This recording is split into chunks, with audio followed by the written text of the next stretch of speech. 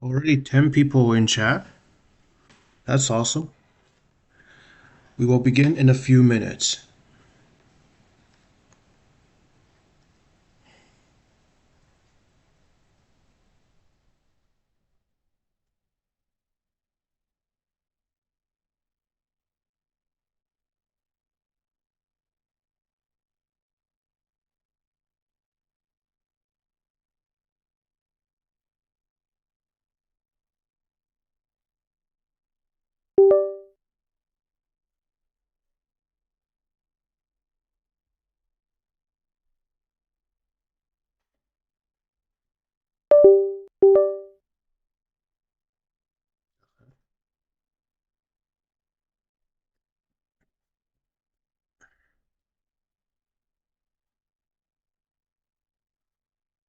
What are your papers you wrote?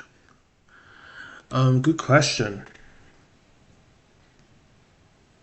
Actually, I don't have publications. Yeah, simple as that.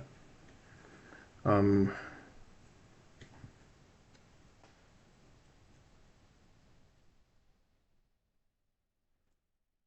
because I didn't do a PhD.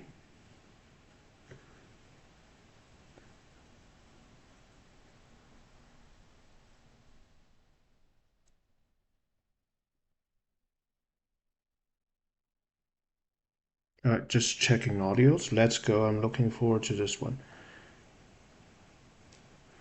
Yeah, just gonna wait a few minutes. We officially start at 8, right?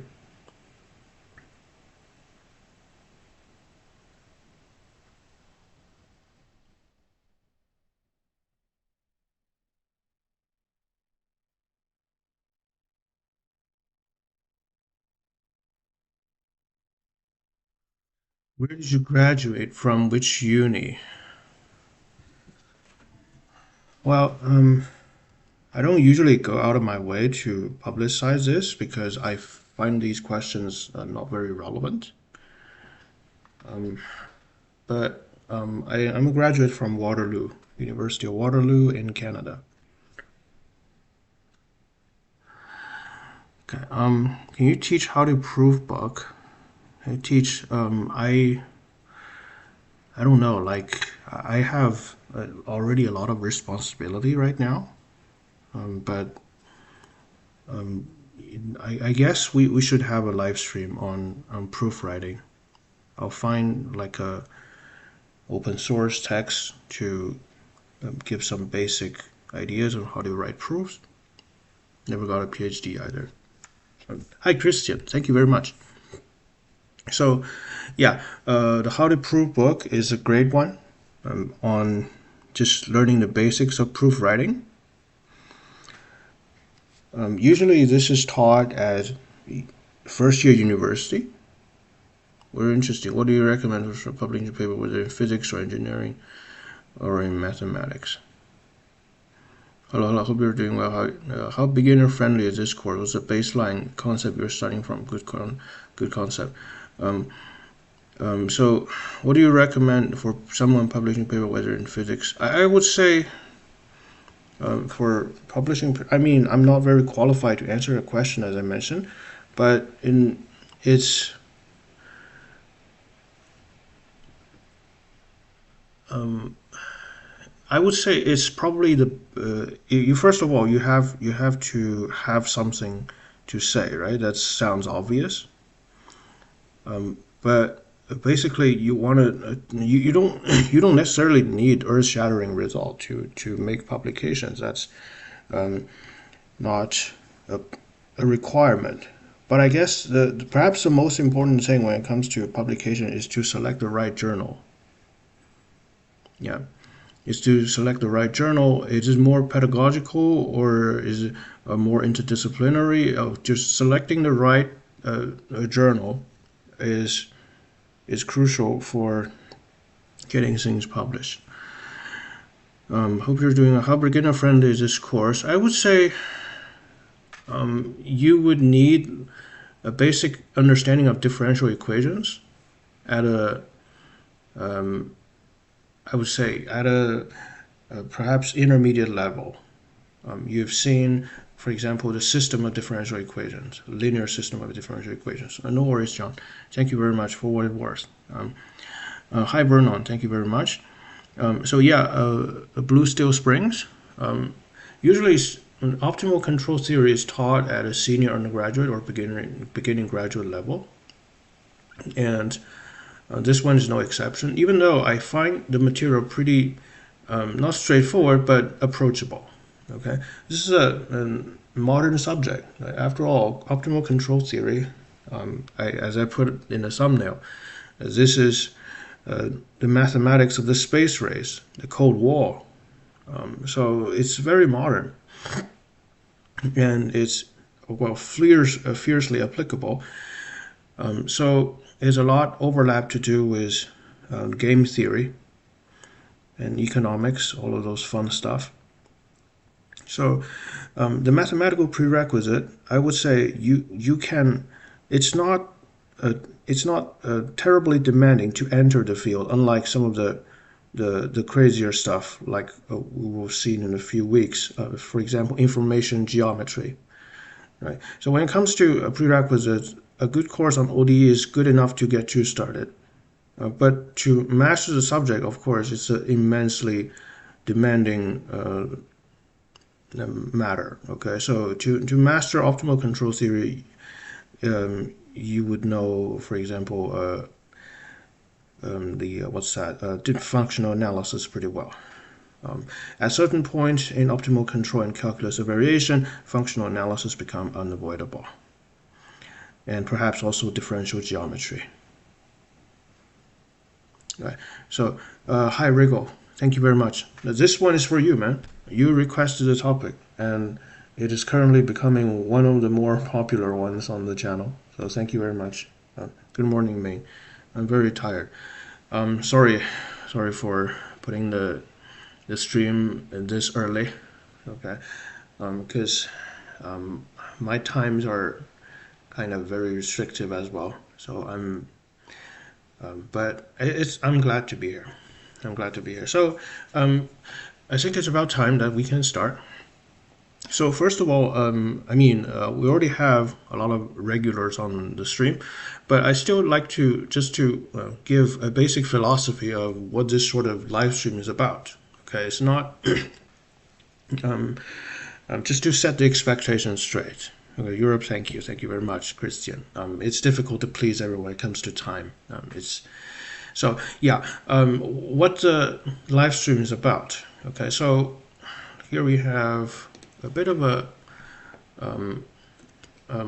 my desired goals. Okay, so I very much intend the live stream to be in a seminar format rather than lectures. And the seminar format is modeled based on what I read. Okay, in the Russian tradition, the more specifically the Soviet tradition. So during the 1950s, actually starting from the 1950s to the 1990, 1990, after that the USSR was gone. So it was widely considered as the golden age of Soviet mathematics. And during that time, a group of Russian mathematicians, Soviet mathematicians, started open seminars in reaction to what they see as the conformative, bureaucratic, rigid administration in Soviet universities. So this is what it says. While regular curriculum at Mikhmat, so Mikhmat is the acronym for the Faculty of Mechanics and Mathematics at Moscow State University. So it's perhaps undoubtedly the most prestigious mathematical faculty in the former Soviet Union. People like Kolmogorov worked there. Okay. Mikhmat remain fixed. Leading mathematicians affiliated with Moscow University, Vladimir Arnold, Israel Gilfan, today we'll see this name a few times, Alexander Kirillov, etc., Yuri Manin, also, if you guys are interested in algebra, check out Manin's stuff, etc., Sergei Novikov. I think Novikov did optimization, So these are all just extremely high caliber mathematicians, extremely productive people, offer specialized seminars for undergraduate students. These seminars cover a wide range of topics beyond the rigid Mehmat curriculum. The system of open seminars, which gave the instruction in the most recent booming field of mathematics, became a key component of the parallel social infrastructure. Since these seminars were offered outside the regular curriculum, attending them did not bring students any credit. In fact, many participants were not university students at all, but came from outside the university, figuratively or literally climbing the fence. So you can read this paper, by the way. I'll just put it in chat.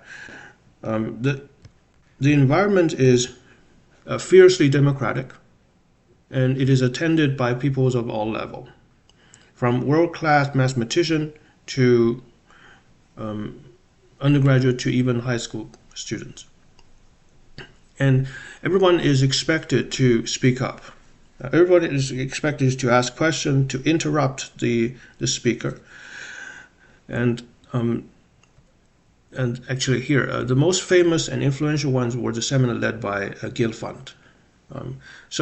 Guilfand wrote a text on calculus of variation, which is very much connected to very much connected to optimal control theory. The Russians did a lot of work, pioneering work in optimal control, and so did the Americans. Well, they were heavily sponsored by their respective governments to advance military technologies, as well as when it comes to military strategy, as well as national economic planning, for example. Okay, so anyway, that's the idea of the stream. I'm not a guru. Okay, I don't claim to be an expert in the field. I may have taken a course on it, but that does not make me an expert.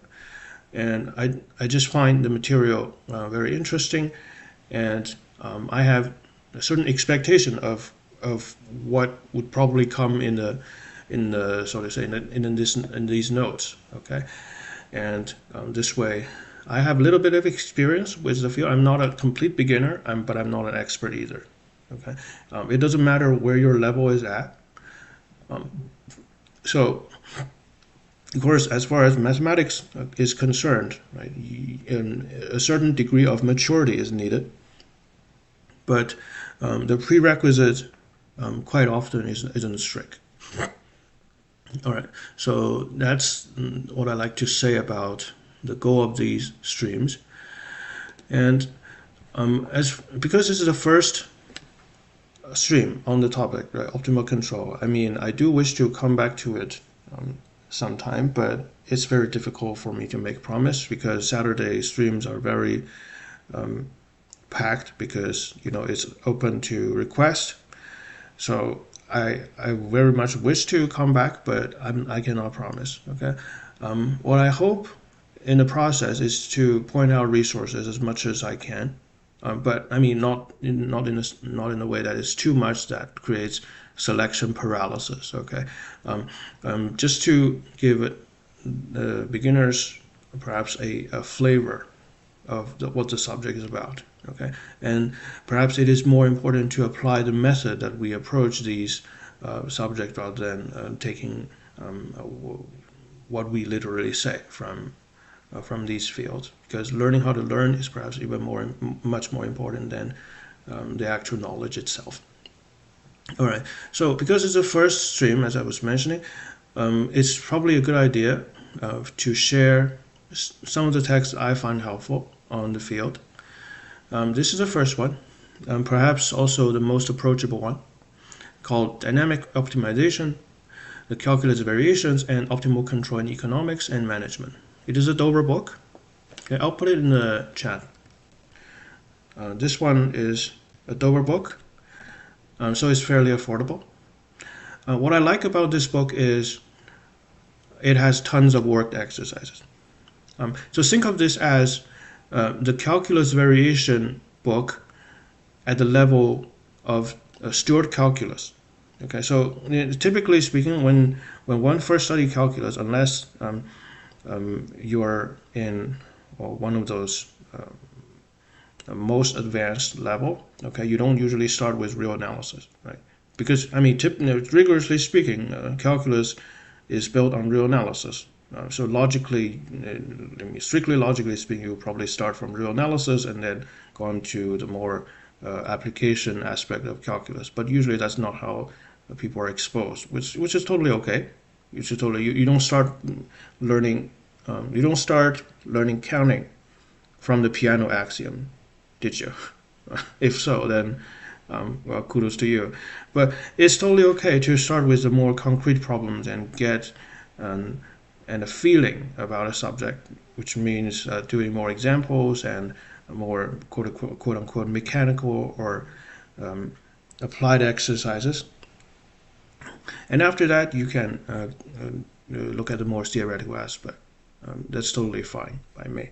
So in that respect, this one in particular has very low bar for prerequisites. Okay, so a basic understanding of ordinary differential equation is more than enough. Actually, I don't think the math level goes beyond that. Okay, just when it comes to the actual calculation, it does not go beyond the basic calculus and ordinary differential equation. And it has, as I just mentioned, lots of examples. So this one's highly recommended. And the next one is probably the one written by Gelfand. Yeah, we mentioned this person, Israel Gelfand, Russian mathematician. So he wrote this classic, and Fomin, and Sergei Fomin wrote this classic on calculus of variation during the height of the Cold War. So this was the state of the art when at the time it was written. Okay, well, also a Dover book, so it's pretty affordable. A classic Russian style. It is perfect balance between mathematical rigor and applicability. So one thing I'd appreciate a lot from the Soviet school is there seems to be very little artificial barrier between so-called pure and applied mathematics. Okay, this is a Russian tradition. In my opinion, is perhaps not just a philosophical position, but also due to the fact that the USSR was very much isolated from the rest of the world. So it's very difficult for researchers to get consistent in-person collaborations with foreign researchers. So they have to collaborate among themselves. So it's not that big of a oddity for, say, a rocket engineer to sit in the same room with an algebraic topologist and discuss the same problem. So this one is by Gelfand. I highly recommend it. This was actually the text we used in uni. So there's that. And the last one is also not very long. Okay, the book by Gelfand was not very thick. It was like 200 pages or something. And this one is by this one called Introduction to Optimal Control Theory by Jack Mackey and Aaron Strauss. So and once again, this one, as I mentioned, is barely over 100 pages, I believe. So yeah. You see, actually, it's 167 pages, so it's not very long. And once again, it starts from the beginning. It supplies the details of some of the results in functional analysis, and you don't need a background in functional analysis to read it. Okay, and it's fairly motivated. So, and I find it to be a great read. I believe the note by what we're going to go through today. We'll start to go through today. This note uses this book as a primary reference, if I remember correctly. So this is the third text that I mentioned that I recommend. Okay, so that's as far as hardcovers have of the price of the softcover. I don't know. Yeah, that's weird. Yeah, that's weird. I have a softcover version of the book. Yeah, so go ahead and check it out if you like it. Once again, this hardcover book is I don't know, understand why it's so cheap, but perhaps it's a good time to pick it up, huh? Does it have usage in machine learning optimization technique?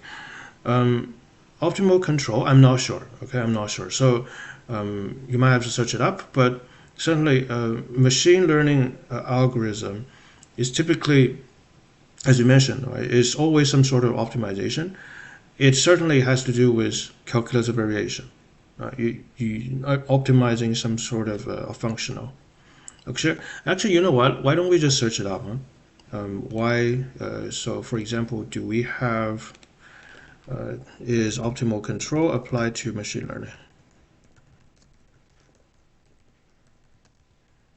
Applied to machine learning. Let's just look at several high-level description, perhaps. What does the AI say? Yes, optimal control is actively and deeply applied to machine learning at a foundational level. Wow. Training neural network is mathematically framed as discrete time optimal control problem. Reinforcement. Yeah, this one is definitely a good example. Reinforcement learning. So yeah, reinforcement learning is very much a stochastic optimal control problem. That is correct. Okay. So yeah, for some reason I did not think of this one. In literature of reinforcement learning, you would often see the phrase called dynamic programming. Well, and dynamic programming is a technique in optimal control. Okay, so yeah, I don't think we'll be able to come to this, but just so you know, it is very much related to machine learning. Okay, so essentially, if let's say your problem involves some sort of optimization, and there is a dynamics. There is dynamics involved, meaning time plays a role here. It can be discrete time or continuous time. Then you probably need optimal control theory. Okay, so there's that question. Thank you very much for bringing it up. So hang on, let me just continue. So this is the last book, so I can close it up. All right. So the optimal control theory that we both see in the notes are mostly developed by these two individuals, Lev Pontryagin. He created the Bang Bang principle and the so-called Pontryagin maximum principle. As you can see here is in the note. Oh, by the way, I'll link the link for Evans's website. LC Evans's website is in the description of the stream. In chapter 2, Bang Bang principle and the Pontryagin maximum principle were all due to Pontryagin. So these are fundamental results in the field of optimal control. Okay. So Lev Pontryagin worked in algebraic topology, differential topology, and optimal control. He is perhaps a pinnacle example of how little distinction between applied and pure mathematics in the Soviet tradition. So this is on the Russian side. In the American side, we also have prominent mathematicians that make fundamental contributions to optimal control. Richard Bellman. I suffered from dynamic programming when I was in econ grad. Yeah, yeah. Dynamic programming is a tough field, and it takes a lot of practice to master it. Right? And there's so many different settings, discrete time, continuous time. Each are very deep. Richard Bellman. Richard Bellman, actually, he is a fantastic writer. He was a fantastic writer. He wrote, you say, wow, see, these are all his works, and a few books that I strongly recommend. Stability Theory for Differential Equations. Perturbation Techniques in Mathematics. Once again, these are not terribly long books, but they're very insightful and reflect the thinking of a working mathematician, not just person who teaches. Okay, but I very much enjoy the perturbation technique in mathematics. This one is quite phenomenal. And also, of course, how can we not mention dynamic programming itself? So pretty much, I think it's the other books I didn't have the luxury of reading them yet, but it is very likely that these are all worth checking out. Richard Bellman, the Bellman's equation, Hamilton-Jacobi-Bellman's equation, is named after him. And so you see things like dynamic programming, curves of dimensionality. Isn't that a fundamental concept in machine learning? Here, a Grunwald-Spellman inequality. This is the qualitative theory, as we mentioned, stability theory, qualitative stability theory in differential equations, dynamical system.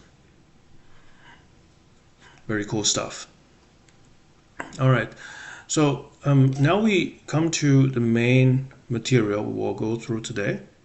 We'll start going through today. Okay, there's no way we're going to cover everything. Okay, I'll be very much glad if we can get to Bang-Bang principle today. So this is a set of introductory notes written by L.C. Evans at UC Berkeley. So L.C. Evans, that's his page, Wikipedia page. So L.C. Evans, if you're in applied mathematics, this is a big name. So if you're in applied mathematics and for example in graduate level applied mathematics, you probably at least heard of the PDE, the partial differential equation book by Evans. So his text on partial differential equation is perhaps the standard textbook in grad school, at least in North America. So L.C. Evans, in 2004, he shared Steele Prize for a seminal contribution to research with Nikolai Kirillov.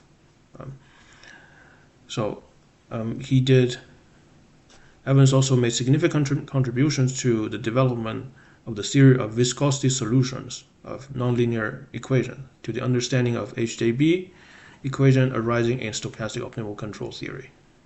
He's also well known of the textbook PDE. Okay, so this was considered standard introduction to the theory at the graduate level, as I was talking about. So it turns out that he also has written on measure theory, which might worth checking out because we have a measure theory regular stream on the channel. So that's L.C. Evans. And a fun fact, one of my favorite YouTubers, actually some people ask me who is my favorite who are my favorite YouTubers. And here's one. You guys probably seen him before, Dr. Payan. I've been watching him since I was a student, and I still watch him. It's a bit of a shame that it seemed like he stopped uploading. You see, he didn't upload very often nowadays. Yeah, he collaborated with Sripuran Brown a lot. Is this Sripuran Brown, or does he collaborate with Sripuran Brown a lot, or is Black Pen Red Pen? Because Sripuran Brown is known for those crazy math visualization, right? In my impression, Dr. Payan does not use much technology in his videos. He just use a board, a Black Pen, Red Pen. Exactly, yeah, here, the Black Pen, Red Pen. So actually, these two fellows, Black Pen, Red Pen, and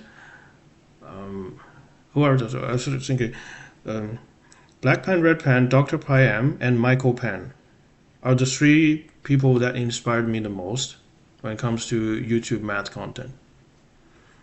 Okay, so I would literally sit through hours as a student and watching their stuff with a pen and pencil on the side. So that's how much I like these guys. So yeah, Doctor, what's that? Because Dr. Payan is a student of Evans. This is Dr. Payan's CV. Yeah, Michael Payan is great. Exactly. So Dr. Payan is a student of in at UC Berkeley by Evans. So you guys know that? Okay. So that's pretty cool in my opinion. There are also two excellent free books on dynamic programming, both oriented towards economic application. Thank you very much. Thank you very much. Yeah, dynamic programming is absolutely fundamental in modern econ theory. I think in perhaps in I've seen microeconomics literature that use a lot of dynamic programming. Yeah, yeah. Anyway, enough name dropping. Okay, I'm so sorry for the name drops, but let's see how what the actual content looks like. Okay, so let me just close everything up and get to the note. Actually, I already downloaded it. Here it is. And by the way, this is a paper that I found interesting. It is written by Taylor. I forgot his first name actually, but this is written for the U.S. Naval Postgrad School, and it's called. What's the name of it? The name of the paper is called "Applications of Differential Games to Problems of Naval Warfare, Surveillance and Evasion." The good old Cold War stuff. James G. Taylor. He has written a bunch of if you like he has written, I think his stuff used to be classified. I don't know, but you see, but here he said this document has been approved for public release itself. So, which strongly suggests that it was classified at certain time. So this is what the optimal control theory applied to military strategy. Okay. Abstract. The kinematic aspect of surveillance evasion is studied with the deterministic differential game model, optimal control and game theory. The model considers a pursuer with limitations on both speed and maneuverability, turning radius, with an evader with only speed limitation. Conditions are developed for the pursuer to be able to maintain contact indefinitely. Wow. The results of the research modify previously published result on this problem. So, what is it? What sort of optimal control you use? It uses Pontryagin maximum principle. Okay, coming back to the course, the Pontryagin maximum principle. So yeah, pretty exciting stuff. Okay. If this sort of thing don't get someone excited about applied mathematics, I don't know what will. Okay, I'll be honest. All right, let's get started with the actual content. Okay, so it's fairly recent. You see, it's 2024, after COVID, actually. So here, actually, you know what? I should probably put the name of the paper in chat so you guys can look it up. Let me just find it.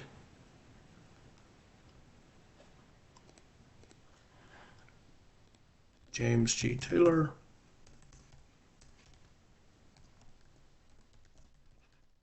Surveillance.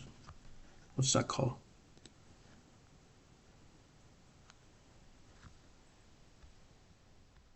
I closed it. And now I need to find it again.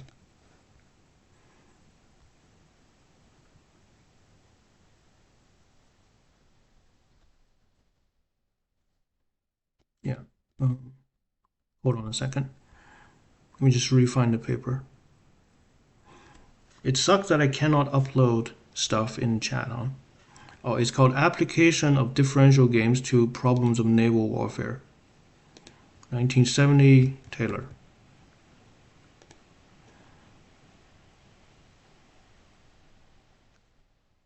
Hold on a second.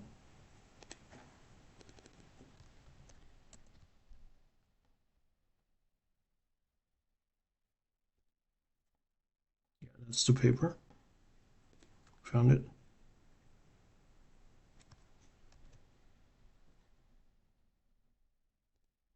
It's now declassified military strategy stuff.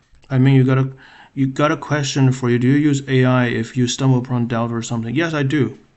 I do use AI. I'm not a Luddite. Okay. Um, Although it does not look like I found one in Wiki Comments. Yeah, so I put the link of the paper on optimal control, differential games applied to naval strategy in the chat. Yes, Sunday, I do use AI. Yeah, and I used AI a few times on stream when I get stuck.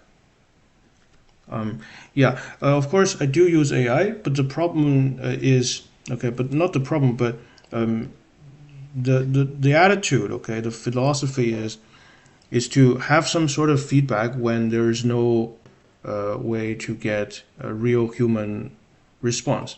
Okay, of course, you don't you trust but verify, right? Actually, you don't trust and you verify when it comes to AI. So AI has, of course, changed mathematical research in many ways, but I don't think it has changed mathematical research on a fundamental level because AI shortened the, or should I say, reduces the cost of idea generations.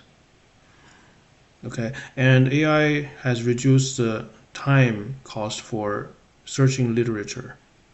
So these are the two most important aspects that I value from AI. Okay, but it is never a substitute for thinking as with anything else. So sadly, the website does not load for me. It shows up in Google though. Huh, that's weird. Maybe just search the, hang on, just search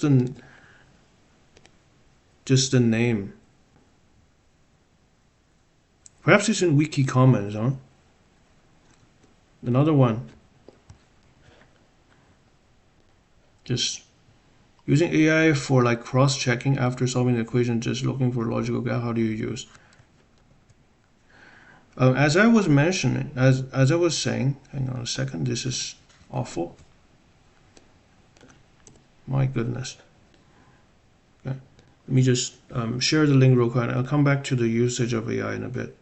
I should start it really quickly. I keep saying that, and we aren't doing so. All right. So here, this is probably a better link. Okay. So when it comes to AI,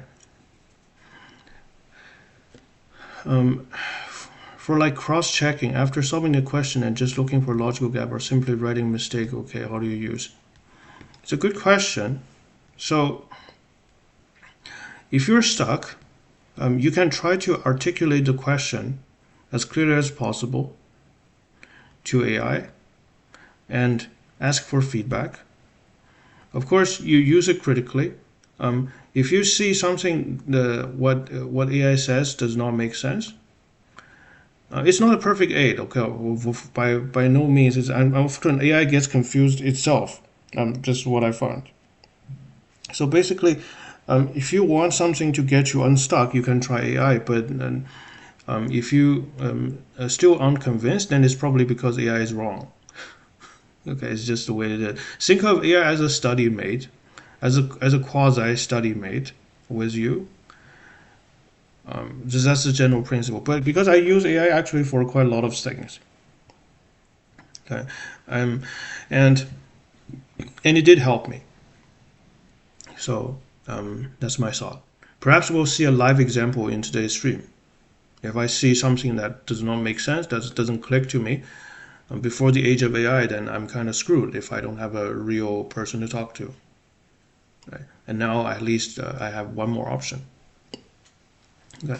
So anyway, this is the preface. I have radically modified much of the notation. Oh, okay. I have dispensed certain proofs with various measurability and continuity issues. Okay, cool. So therefore, I think the book is quite approachable. It does not require things like advanced analysis. Okay. Anyway, let's continue. Introduction, chapter 1.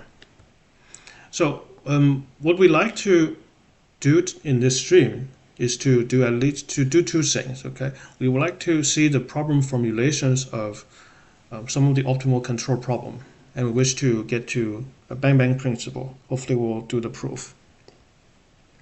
Chapter 1, introduction, the basic problem.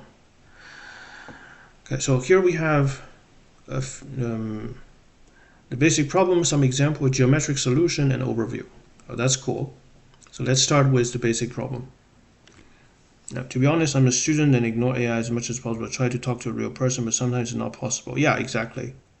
Exactly. A real person is always preferable, but sometimes it's not possible, eh? But that's the problem. Especially for advanced mathematics, it's difficult to find real people to talk to.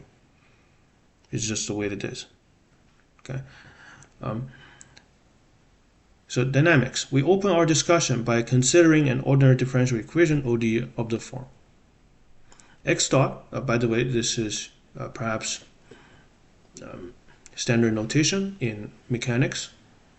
Dot represents time derivative. So x dot is just dx dt. Equals f of xt. T is positive. And x of 0 equals x naught. So this is the initial value problem. We're given the initial point x naught in Rn and the function f in Rn to Rn. The unknown is the curve, basically the solution to the ODE, which we interpret as a dynamic evolution of the state of some quote-unquote system. Okay, so that's the setup. Okay, let's bring out our note and write that down. Dynamics. So x dot equals f of xt. So this is a vector ODE or a system of ODE. Okay. X dot x is from 0 to infinity to Rn. X of 0 equals x naught. So this is a situation. You have a space Rn, initial point x naught. Big F is a vector field from Rn to Rn. It tells you at every point what the tangent vector is. So imagine this is a vector field in Rn, like this.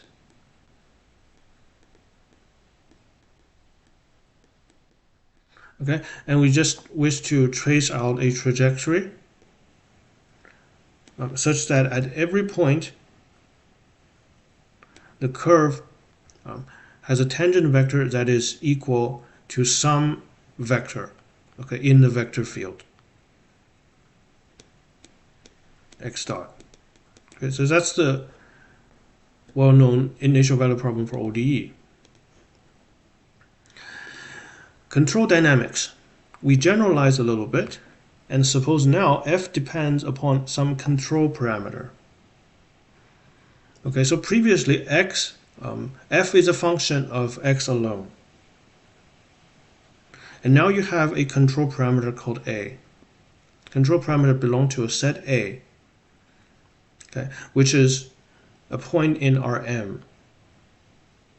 So that f is from Rn times a to Rn. Then if we select some value little a in big A and consider the corresponding dynamics, we obtain the evolution of our system when the parameter is constant set to the value a. So here, the control dynamics, you can think of it a as a fixed parameter in the function f, right? So imagine x dot is the system that describes a harmonic oscillator. And then A is what we call the impedance coefficient. Right, you can certainly think of that way. Let's give an example, shall we? because this is a little bit abstract, let's look at an example for the dynamics. Okay, so classic example. This is x-axis. Here you have a string with a mass attached to it. M is the mass of the block, and the K is the spring constant. And also it is connected to some sort of drag-inducing device. Okay, so the equation of motion, EOM, is the Newton's second law, which says mass equals the simple harmonic. Yeah, simple harmonic would not have the drag, right? So I'm introducing a drag for a purpose that will be seen shortly. So equation of motion, mx double dot equals minus kx minus cx dot. So left hand side is inertia. Right hand side you have the minus kx, that's the spring force, and minus cx dot, that's the drag force, the Stokes drag, so-called drag force. We're assuming Stokes drag or linear drag for the ease of analysis.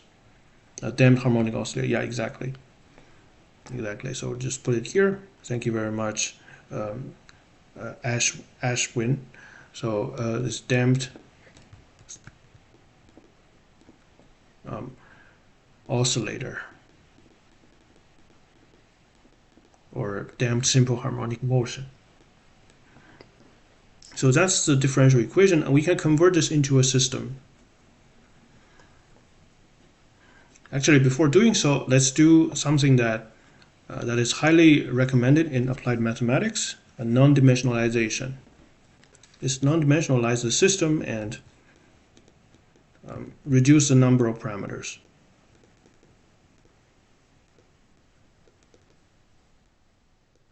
So basically you want everything in the differential equation to have no unit. This is highly recommended in applied mathematics. Actually, this is a bit of a cultural difference. Physicists don't like to do that. I mean, perhaps it's not fair, but based on what I see in physics texts and papers, non-dimensionalization does not seem to be a common practice. I was once told by a physicist friend of mine that they don't do it because dimension can be a useful way to check algebra errors. Have you heard of the inert developed for F1? I'm not sure. Actually, I'm not quite sure. We like our units, thank you. Yeah. So in applied mathematics, we like to get rid of the units the moment we have finished written the equation of motion, the differential equation, because we wish to do some shenanigans like dimension analysis and perturbation solution and that sort of thing. But anyway, let's do the non-dimensionalization first. Let's move the terms to one side. Mx double dot times c x dot plus kx equals 0. Divided by m on both sides, you get x double dot plus c over m x dot plus k over m x equals 0. So we're going to write k over m as omega naught squared, where omega naught is called the so-called natural frequency.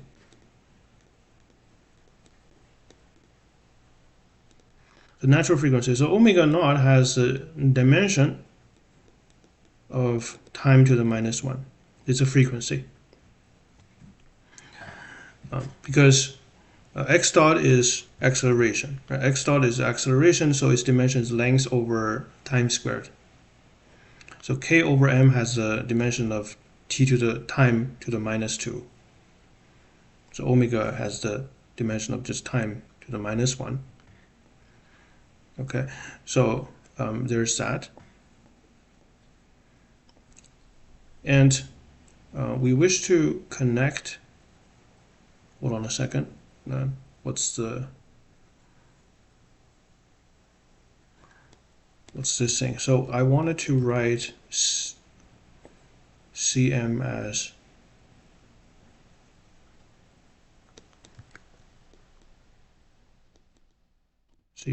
two xi times omega naught.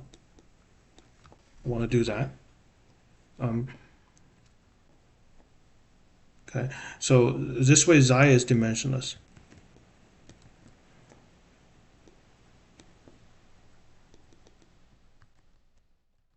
Perhaps this is not a complete non-dimensionalization, because for that you need to get rid of the length as well.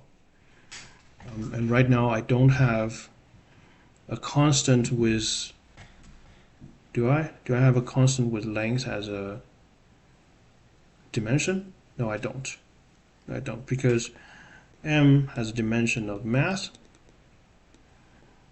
K has a dimension of what? K has a dimension of x, of mass times t to the minus 2. Just because of mx double dot and kx has the same unit, you can deduce the unit of k. And c has a unit of mass times t to the minus 1. So I don't have a constant with a length unit. For if I want to non-dimensionalize the length as well, I would need a constant from the initial condition probably, which I don't want to do. So this is xi. Usually non-dimensionalization should only involve constant that appears in a differential equation. If you really want to introduce an extra constant, you perhaps do so using the scale of the problem. Right? So for example, what is the maximum amplitude? Right? So and that also has to do with the elasticity range of the spring.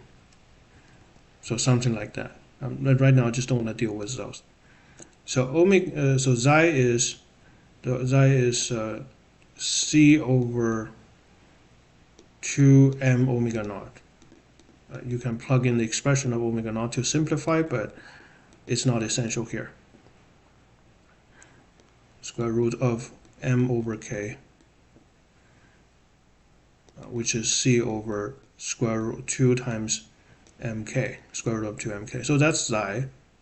So this is dimensionless, by the way. Xi is dimensionless. Oh, sorry, yeah, xi is dimensionless.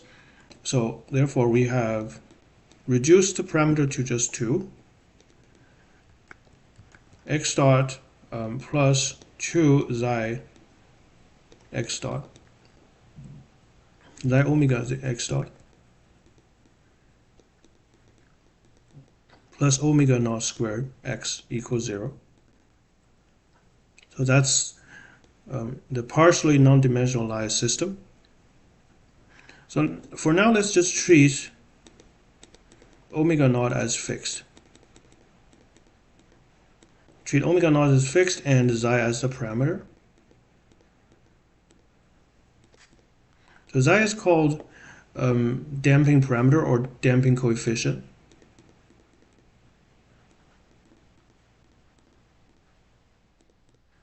You see, because it describes the relative strengths of damping and the spring. But we're only considering the first in our general formulation. Yes, because all higher order system can be converted into system of first order system. That's why I'm doing this example. So this is not a restriction, okay? Because all higher order system can be rewritten into first order system. So this is how we do it. Write y, okay? y1 equals x, and y2 equals x dot. And y as a vector has two components, y1, y2. So both components are functions of t. So this way you get a system. First of all, there is a trivial relation, which is y1 dot equals y2. Simply by definition of y1 and y2. And the differential equation, the equation of motion, now reads x double dot, which is y2 dot. So you see now the second order derivative is now eliminated, so you have a first order system, equals plus 2 xi omega naught times x dot, which is y2, and plus omega naught squared times x, which is y1, equals 0. Right, so you can rewrite this in a more in a nicer form. Y1 equals y2. I'm placing, because there's no y1 term on the right hand side, so I'm just leave it as blank. And y2 dot equals minus omega squared, omega naught squared, y1, minus 2 xi omega naught, y2. Okay. And in matrix form, this is completely equivalent, okay, and is also equivalent to the following form: y vector equals y dot vector, y vector time derivative equals matrix A times y vector, where A is the matrix 0, 1 minus omega naught squared minus 2 xi omega naught. 2 by 2 matrix, 2 by 2 matrix of constants. And then you can apply the theory of linear system to analyze the behavior. Okay, you can draw the phase portrait, which is, by the way, a prerequisite for the course. So you can so the solution is now can be formally written as y of 0 times e to the at, using matrix exponentiation. Okay, and of course you can discuss. You can consider various cases for the system. Okay, because due to the parameter xi.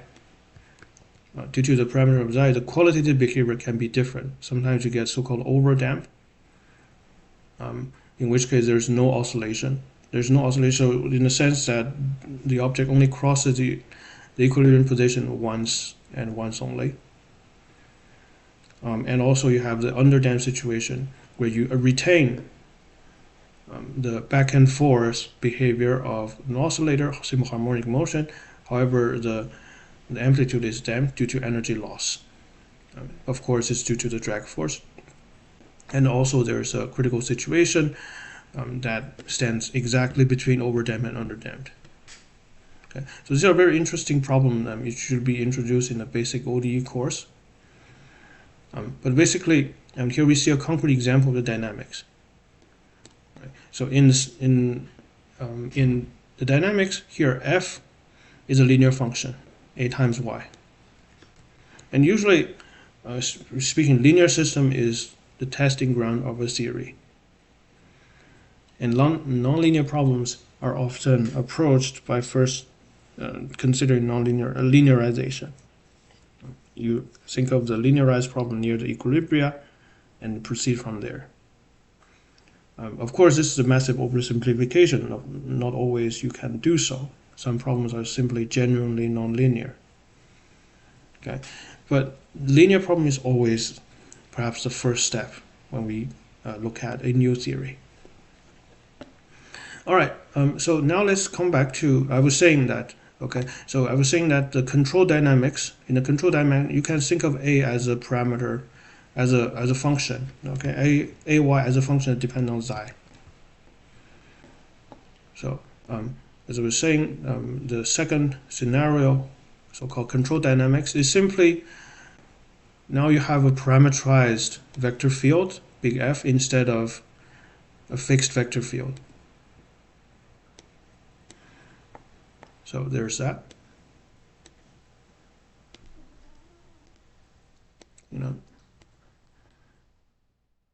Control dynamics.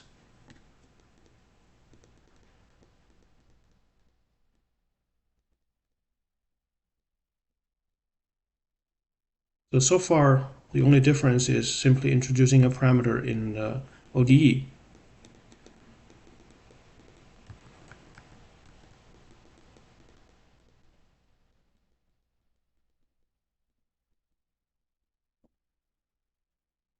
F is from Rn cross A into Rn, where A is a subset of Rn, so-called control parameter.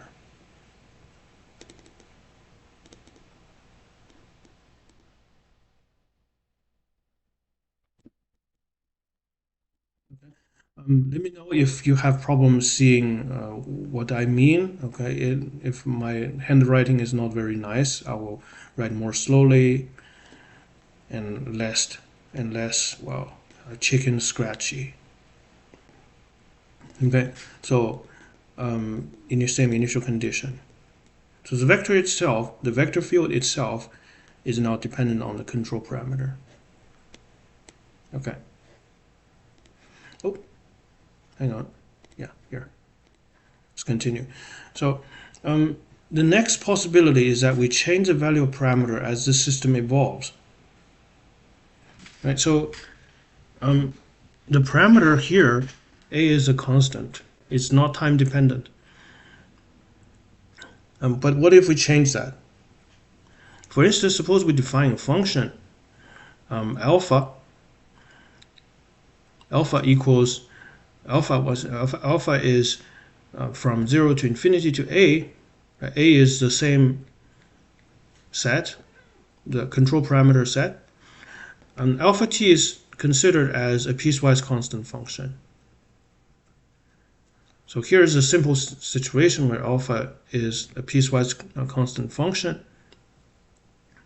And I think later on we will consider only two values, like turning on a switch. So of course this is a discontinuous function in general. For time t1 greater than 0, so for the switching time, these are switching time, t1, t2, t3 are the switching times. It's an increasing sequence, and the parameter values are in A. Then we solve the dynamical system, so the dynamical equation. So here, the parameter alpha t is a time-dependent variable. The picture illustrating the evolving equation, we'll look at that. The point is that the system may behave quite differently as we change the control parameters. That's totally possible. Right. Think of the harmonic oscillator situation. In fact, you know what? Let's introduce something called a forcing term in the harmonic oscillator model. So it is possible to have a driving force acting on the harmonic oscillator. So yeah, so you have forced oscillation because this gives you the behavior called resonance, forced oscillation / resonance, which is very important in engineering design. Mx double dot equals minus kx plus minus cx dot plus f. F of x is f of t. F of t is an external force.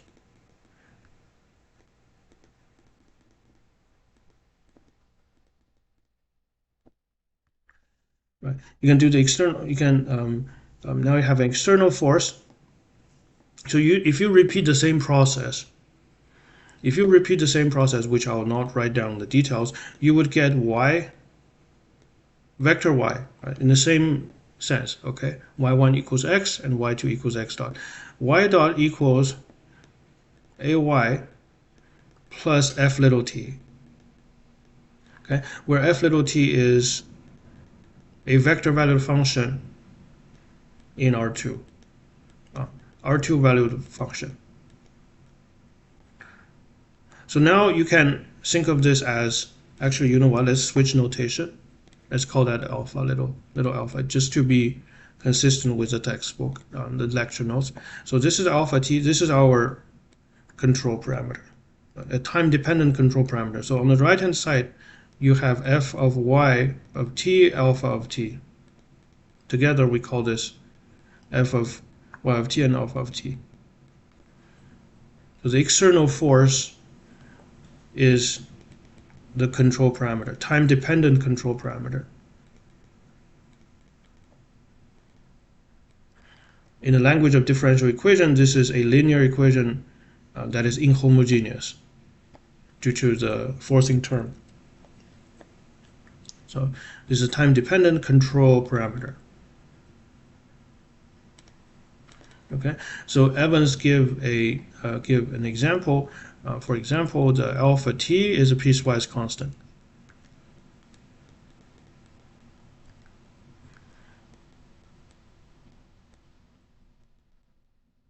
Is in the first interval. Of course, this is not a correct visualization because it should be R2 valued, right? Yeah, it should be R2 value. So basically, if we pretend that alpha is a R valued function, alpha looks like this. The piecewise constant function, parameter after a column. Parameter after a column. Yeah, you're correct. Rigo, you're right. Yeah, to emphasize y is the primary variable. Does that do we do that in the notes? Actually, we don't. Well, so it doesn't really matter. We keep that in our mind that the primary variable is the first one. All right. So alpha t is alpha 1, t greater than 0, less than t1, t greater than t1, less than t2. No? What do you mean no? Do you use the notation? Do you ever? Yeah, we do. We do. We do, yeah. Actually, we use it in statistics a lot. Remember, in our mathematical statistics stream, I use the notation L of theta, column x or y. Theta is the parameter and y is the data. We treat y as observed constant until no isn't in the lecture. No, yeah, no is in the lecture. No, yeah, so no, that's okay. We can live with that. So that's piecewise control, right? Piecewise constant control. Yeah. What's the ingredient of OD would be added ourselves, right? So that's what is so-called intrinsic to the system. What is the forcing term, right? Same page. Yeah, physically it perhaps is useful to use the column notation. Anyway, all right. So here you have this little diagram, control dynamics. So of course, this schematic diagram where we consider, for example, x is R valued. All right. So you start from the initial condition x naught. This first piece of trajectory, right, this part of the curve, happens when alpha equals a1. And t1 is our first switching time. And next up you have a different curve. Okay, a different curve. So we assume that the solution is continuous, obviously. We assume that the solution is continuous because rigorously speaking, right, mathematically speaking, in a classical sense, if alpha is discontinuous, it creates a problem in the differential equation. Because by definition, the differential equation only can describe a differentiable function, right? X dot must exist. X dot, but here, as you see in the time t1, you have a sharp corner. So this is not a differentiable point. So technically speaking, the whole curve is not a classical solution. Well, you can say something like this: the solution, the curve. Okay, the curve satisfies the ODE at point t. At point t, almost surely, borrowing from probability theory, almost everywhere. So, which means the point that violates the ODE has a measure of 0. At these switch points, which are isolated points or countable, or perhaps a countable set, it has a measure 0. So you can get around that problem. So you see, when we discuss control theory, the notion of solution needs to be relaxed somehow, and that's actually a huge topic in the qualitative aspect of ODE. In which case we still, in most scenarios, assume the solution to be continuous but not strictly differentiable. Okay, so that's just a diagram that that inspired this notion. The trajectory of ODE is no longer a classical solution.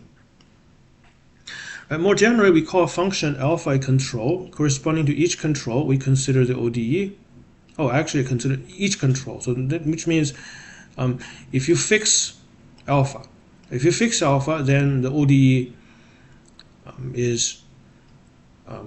is defined by a time-dependent vector field. So alpha in general changes over time. So you can think of f dot alpha t as a time-dependent vector field. Now that's kind of the subtlety physics folks sweep under the rug. But sometimes you do need that. You do need to consider existence uniqueness. You do need to consider existence because not always you can sweep that under the rug. Not always you can. For a simple example, you consider a block on a slope. Ordinary differential equation cannot handle this. You're saying, what? What do you mean? What do you mean physics cannot handle this? Well, let's think about the equation of motion, shall we? For the sake of argument, let's just say the component of gravity along the slope in this direction, okay, the g sine theta basically is 2. Okay, so the gravity has a constant component of 2 along the slope. Okay, and the dry friction due to the normal force has a magnitude of 1. So the friction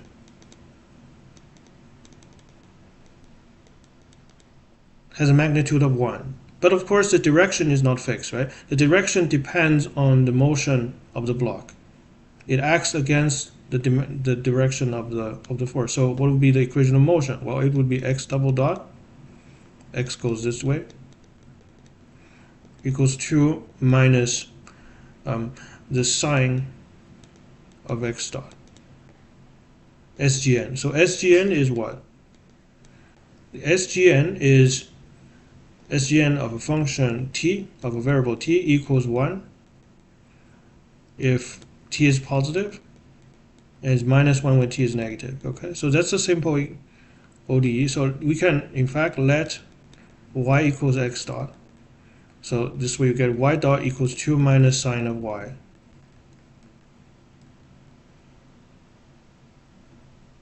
I don't think you should read that much into it. So who's saying that? So somebody says, graph looks like log and exponential. Yeah, it does not matter. Yeah, so it's just a randomly drawn curve. It has nothing to do with that.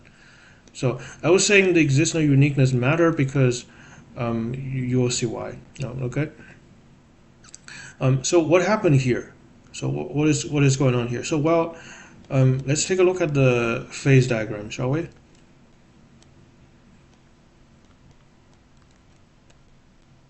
So let's say this is a t and this is y. Actually, it's not the phase diagram, but just the solution curve.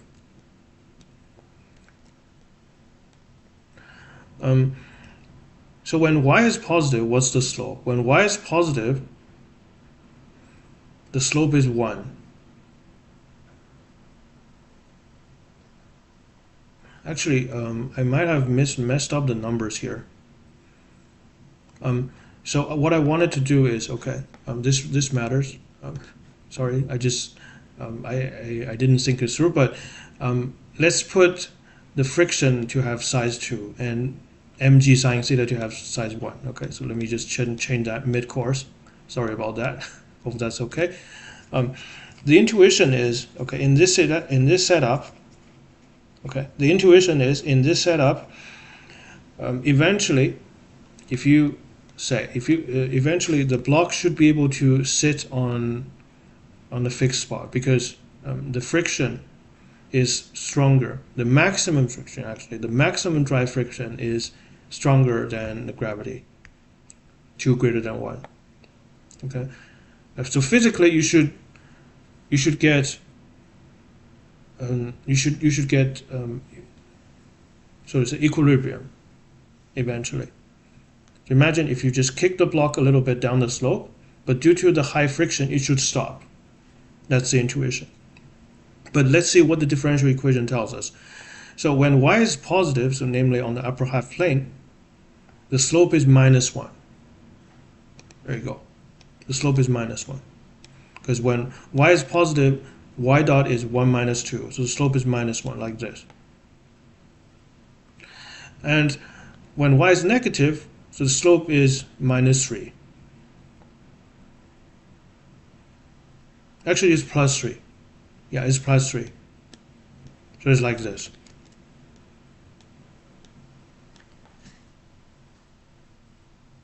As you can see, these are the valid solutions from the differential equation. So these are the family of solutions.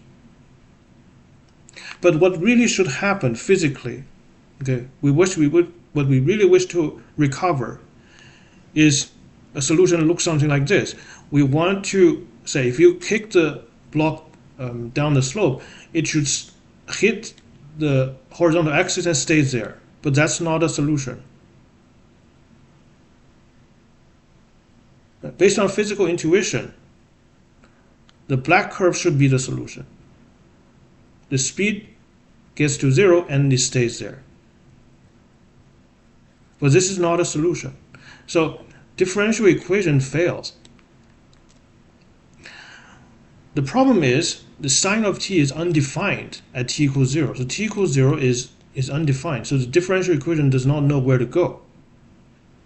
Differential equation assigns a slope or a time derivative at each point, but it simply loses the direction. Right? The differential equation cannot tell what the slope at the next instance is when y reaches 0. So you see, existent uniqueness is not just a pedantic matter. And what's the resolution of this? Well, you need something called the Filipov solution. Another generalized solution called Filipov solution. Filipov solution in the subject called differential inclusion.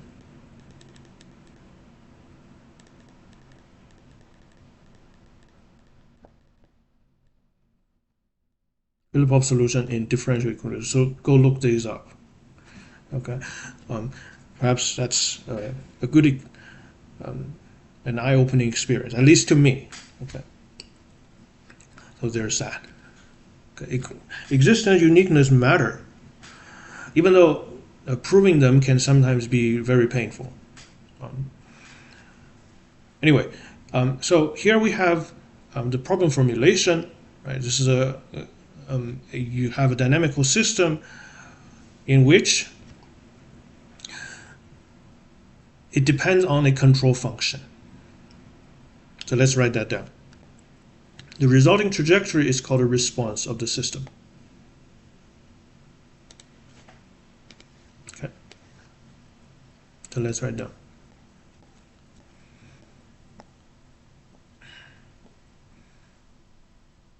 X dot equals f of x, alpha of t, x sub 0 equals x naught,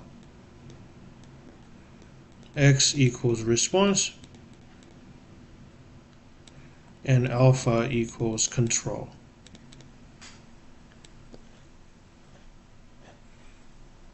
Would it be fair to say that the bifurcation jumps to a different solution? I think that's not the correct terminology, because bifurcation means, okay, so bifurcation is the phenomenon of a qualitative change when the parameter in the system changes. So, like for example, in the harmonic oscillator model, if you vary if you vary the damping parameter xi from small to large gradually, the system would change from underdamped to overdamped. So the critical value xi for that to happen is called a bifurcation point. Right here, this is a different matter entirely. Right, in the Filipov solution, there is no parameter to mess about. Right, so these are completely fixed.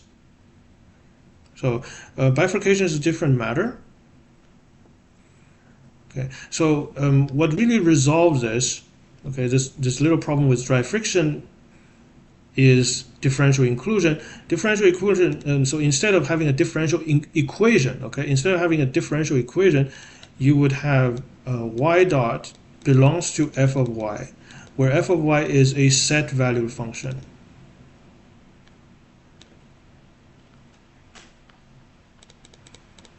Because, as we mentioned, the problem with the sine function is that it's undefined at t equals 0. So we're going to augment the sine function to be a set value function. So the sine function, the augmented sine function is now a set value function. So when t is greater than 0, it is equal to the set 1. Of course, that makes no difference. But what matters at t equals 0, we consider any value between -1 and 1 to be valid. And this is actually physical. And this is actually physical. Why? Because when the block stops, physics tells us, when the block stops, the physics tells us the friction is not 2, but 1.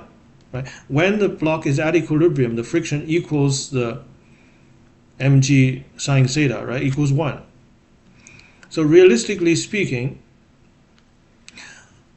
when the dry friction model should behave this way. At 0 speed, the dry friction is not a well-defined value. It is a set of values. So that's why the proper model should be a differential inclusion rather than differential equation. The inclusion refers to the symbol here. Yeah, just beef up the space of solution. That's a typical mathematics trickery. Okay. If the classic solution is too restrictive, you expand the set of solutions. Of course, nature does not care, right? Nature does not care. Nature works the way it wants to, but the problem is if you want to develop, say, numerical algorithm to simulate solutions with sort of discontinuity, right? With differential equation with discontinuity, you need to have an appropriate sense of solution so that you can show that the algorithm converges to that solution, and your algorithm, like the simulation algorithm, does not give you nonsense. Right? So not because nature breaks down. Okay, if your puny little differential equation does not give you an answer, nature breaks down. No, nature does not care. Okay, it's because our understanding hinges on a consistent notion of solution. Yeah, exactly. Just beef up the solution space. All right. So here, alpha is the control, x is the response.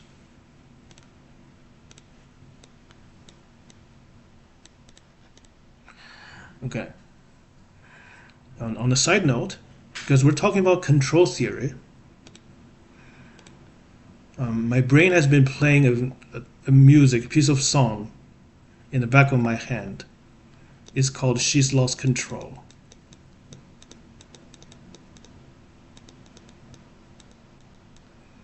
By Joy Division. I think it's just fun to mention that. What about use of limits to estimate the boundary condition?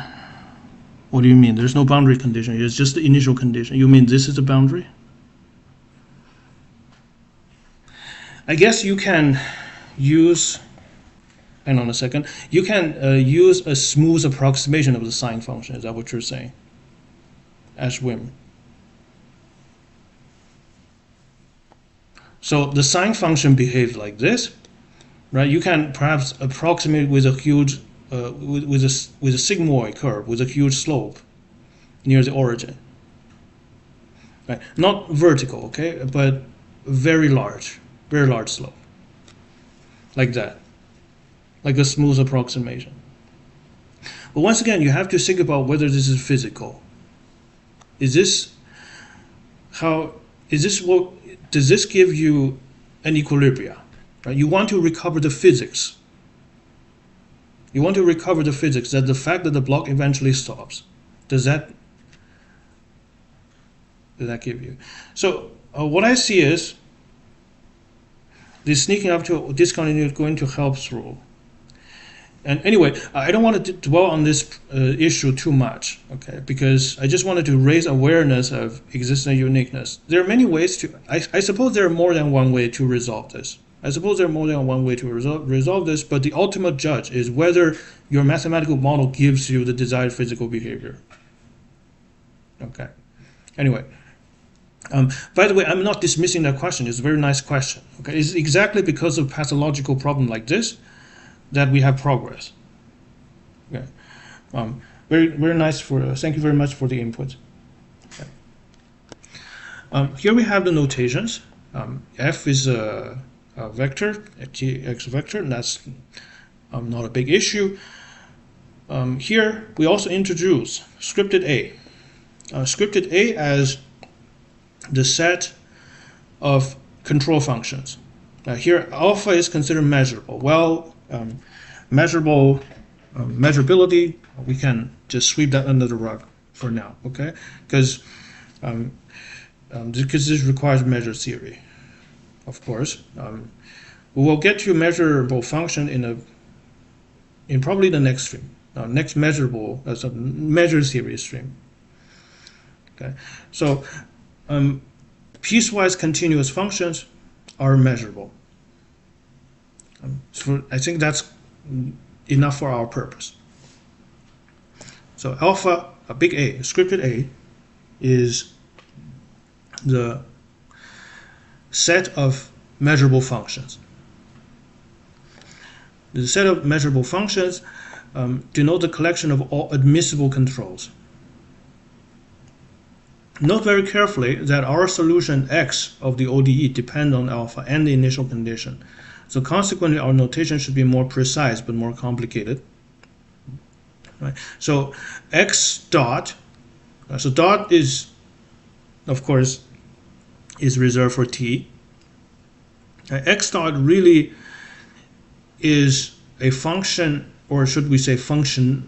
It is a function of time, the control function, and the initial condition. Okay, so let's put that down. So alpha control belongs to scripted A, which is a measurable function.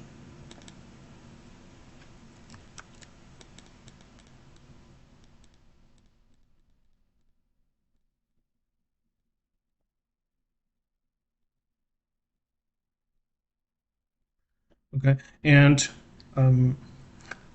you have X, okay, the response, to be more precise, is X of dot, alpha of dot. In this context, thinking of a measurable function, even remotely nice would suffice. Exactly. The technical definition does not matter too much here. I guess unless you're doing formal proofs. So there's that. All right, so next task. So right now it's just good old ODE stuff, right? We give the example of a harmonic oscillator with a forcing term. But now we need to consider something called the payoff. Because what would be, how do we even choose alpha? Right. Of course, right now it's a meaningless question because we don't even know what we want to do. But typically speaking, you want your solution or your response to behave in a certain way. For example, you want to secure a safe landing. Okay, here we have a little diagram here. Hold on a second. Yeah. So imagine this is a landing craft. and you want to land safely on the moon's surface. So you want the craft to have height 0, height h equals 0, and the speed equals 0 at the same time. Okay, at an undetermined time. At an undetermined time, you want the height and the speed to equal 0, which means a safe landing. So the dynamical system that we just described is the physics of the system, right? It governs the behavior, but we wish that we have a desired outcome for the solution. We wish that the solution to have a certain property. And to do that, you would have to design an appropriate control function. For example, in this case, it would be the throttle. That would be the throttle. You don't want the throttle to be too low, otherwise you crash. You don't want the throttle to be too high. In that case, the landing craft gets propelled from or just hang in the air, mid-air. We don't want that either. Right? So you need to design appropriate control function alpha. And of course, in general, quite often in practice, you want to do that in a cost minimizing way. You want to save as much fuel as possible. Right, so this brings us to perhaps the most important component of optimal control. So what is the payoff or the cost, right? So cost and benefit really depend on your perspective. So our overall task will be determine what is best control for our system.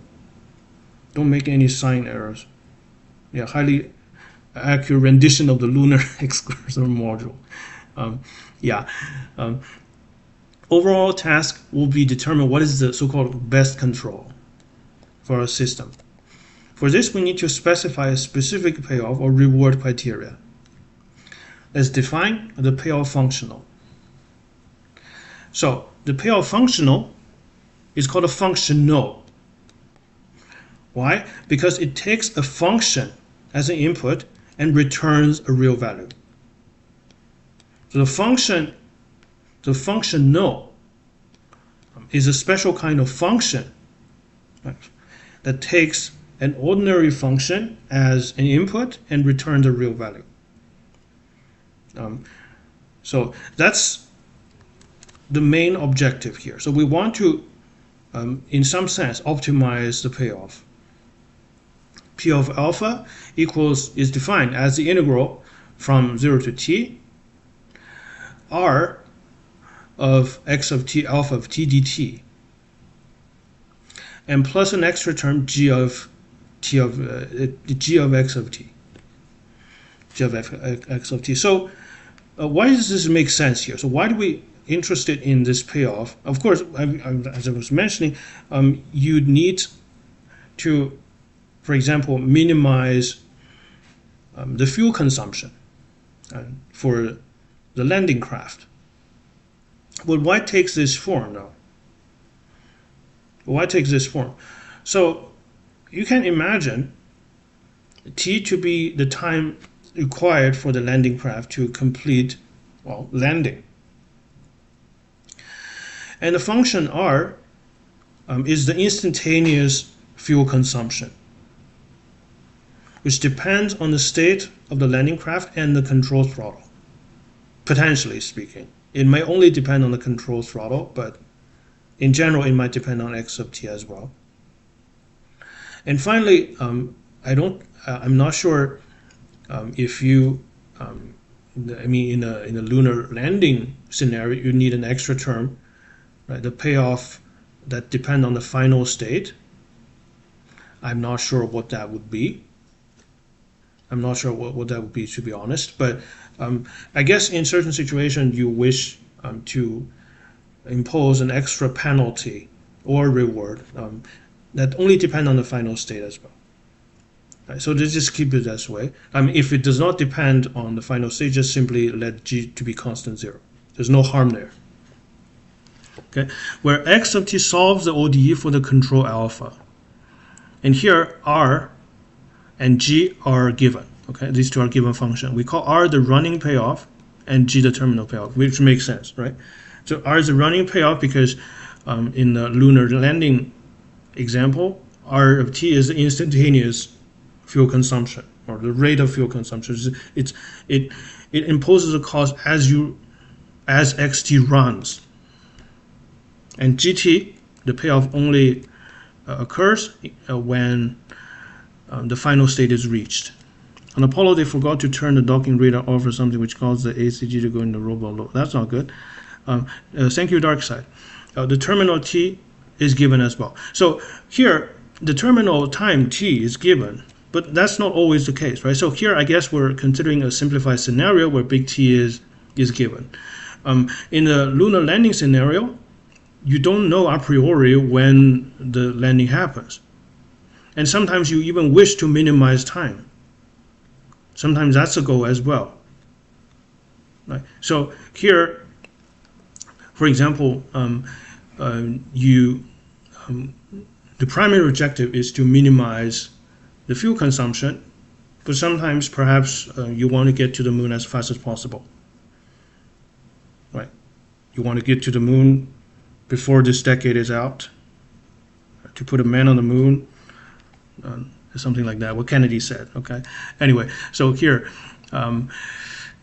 basically, we have this payoff simplified version in which t is constant.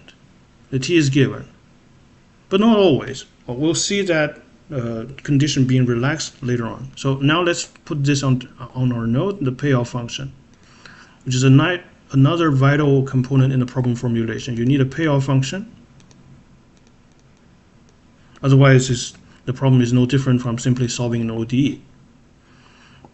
So here, the payoff is a functional. It takes the control as an input and returns a real value, which equals an integral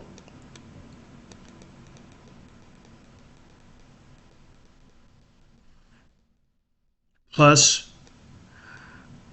a single term at the end. So R is the running payoff.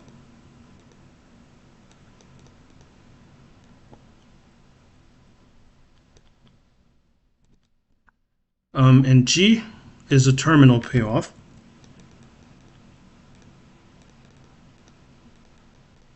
So both are given.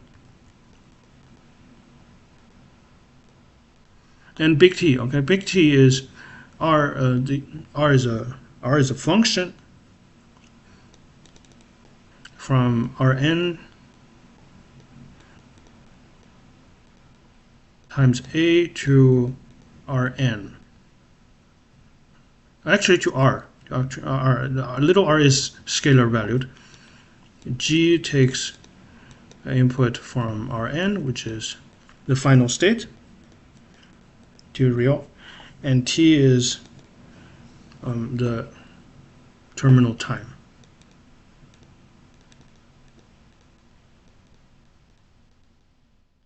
This is a constant. These are all given. That's the payoff function here.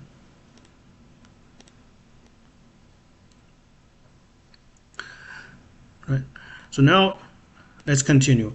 So the basic problem, our aim is to find a control called alpha star, which maximizes the payoff. Or minimize the cost. I guess in the cost minimizing scenario, simply flip the sign. You minimize cost is equivalent to maximizing the negative cost. Okay? So here we're dealing with maximization problem. P of alpha star greater or equal to P of alpha for all controls. Such a control is called optimal. Of course, the immediate questions now arises. Does the optimal control exist? How can we characterize the optimal control mathematically? And can we construct the optimal control? That is, can we solve for the optimal control? Right? Turns out sometimes subtle problems, as the following collection of example illustrates. Okay, so we wish to maximize P. So overall, so what's the problem formulation? So you have the dynamical system, control dynamics, hold on a second. Yeah, here. You have the control dynamics. Typically speaking, you have no control over the initial condition. X0 is not something that is tweakable. It's pretty similar to reinforcement learning. Exactly, right? Exactly. So in reinforcement learning, you're also, I mean, it's like a Markov decision process. Typically speaking, in a discrete setup, right? So the Markov decision process is the dynamics. Actually, Markov decision process, the Markov chain itself is the dynamics. And the Markov decision process incorporates an extra component, which is reward. And you solve an optimization problem. But of course, in that situation, you have uncertainties. Here, the model only uses deterministic dynamics and ODE. And you can just imagine the sheer amount of fun you can have when you have stochastic differential equation to describe the dynamics. Right. In fact, actually, that's included in the notes as well. The last chapter, Introduction to Stochastic Control Theory, with Ito's lemma and all those fun stuff. All right. So there we go. So we have the problem formulation now, which is nice. Okay, let me just put that. Our objective is to maximize P.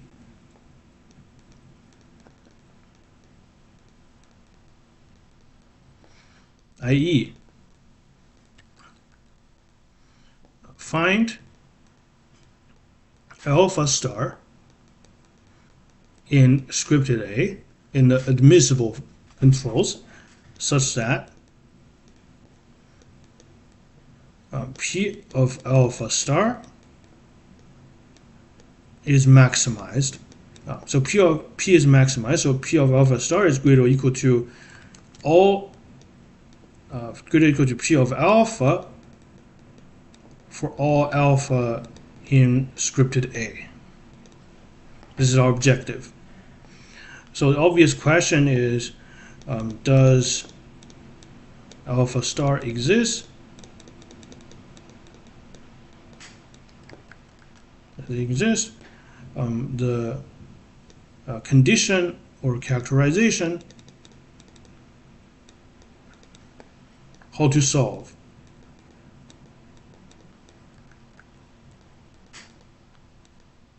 All right, so that's the objective here. All right, so now we have all the major components of an optimal control problem. Anyway, so let's take a look at examples, of course. Example, control of production and consumption. Okay. Classic planned economy very much runs against what Milton Friedman wants. Okay, so here we have the control and production and consumption. Suppose we own, say, a factory whose output we can control. Let us begin to construct a mathematical model by setting x of t to be the amount of output produced. Is that cumulative or is it like a rate? I'm not sure. Okay, let's keep reading. So there seems to be a little bit of ambiguity. Is that the cumulative amount being produced at time t? Okay, let's keep reading.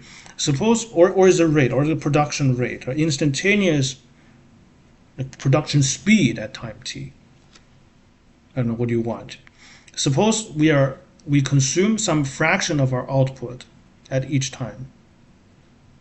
We consume some fraction of output at each time, fair enough. And likewise, we can reinvest the remaining fraction. Okay. Hold on a second. Is it like, say, x of t is, this is even more important, right? Because this is x of t the rate or the cumulative amount? Okay, alpha t is the fraction of output reinvested. Alpha t is a fraction, so it's in 0 and 1. Produce may be cumulative. This is what I was saying, right?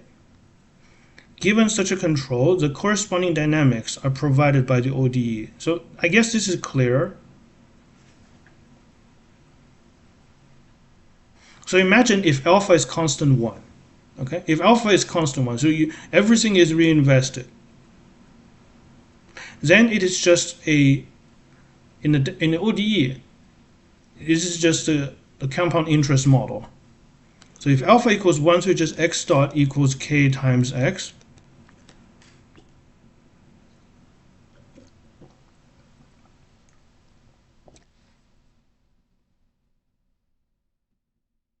This is what happens when you ignore units. Exactly.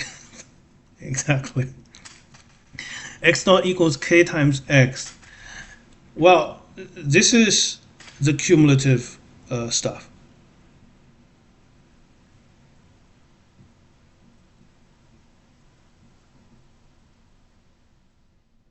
So you're doing this continuously. So imagine at every instance, you're making investment decisions. Alpha t. Alpha t models the investment decision at continuous time. So if you keep alpha to be constant 1, if you keep alpha to be constant 1, then the cumulative wealth. This is the cumulative. This is not a rate. X dot is the rate. Okay, so it's just simple dynamics. Okay, after it has been output and reinvested, output is moved out of the factory. Yeah, it's so x. You see, based on this model, right?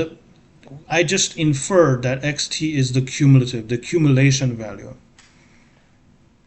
In actuarial science, this is called accumulation value.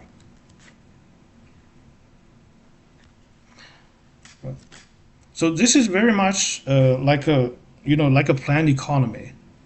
Think of not a factory but a country. X of t is the cumulative wealth. So let's say this is x naught is the current wealth before you started your 5-year plan. Okay, and you want to maximize the hang on a second, what's that? What's p? As I mentioned, x of t is the cumulative wealth. I still disagree if that was so. X, okay, is x of t is the amount of output produced up to. Good question. At time t. At time t. So this is you mean this is rate? Then how do you explain this then? So that's x of t is, if x of t is the rate,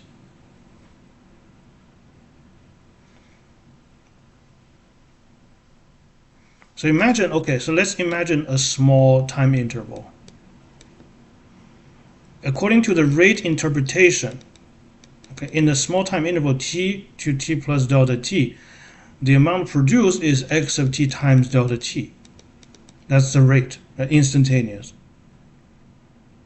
like a speed. So you're saying that the speed has its own rate. The production speed has its own dynamics. The production speed x dot, so that's like acceleration of the total wealth, equals k alpha t times xt. So reinvestment alpha t increases the acceleration. Is that how it goes? Okay, let's keep reading. I mean, let's think about the payoff. Perhaps that will help us. the constant k modeling the growth rate of our reinvestment. Let's take a payoff function. Okay, so this is a payoff function. Think about what it means. That's how I interpret. But I'm not curious if both interpretations will lead to the same solution family. Of course, I mean you can just work with the problem without thinking about the actual the physics, okay, or the economics. But I think it's important that we think about these things because, well, for obvious reason. Problem formulation is as important, if not more important, than the mathematical analysis in applied mathematics. Right? So what good is it do if you solve the wrong problem? Right? If what good does it do if you get the correct solution of a wrong problem? So here, perhaps this payoff function will say something here. P of alpha, the functional equals the integral from 0 to t, 1 minus alpha t times x of t dt. Okay, so going back to the small time interval, 1 minus alpha t is what? This is the stuff that you consume. This is the proportion that you consume because alpha is the fraction of reinvestment. So in a small time interval, with length delta t,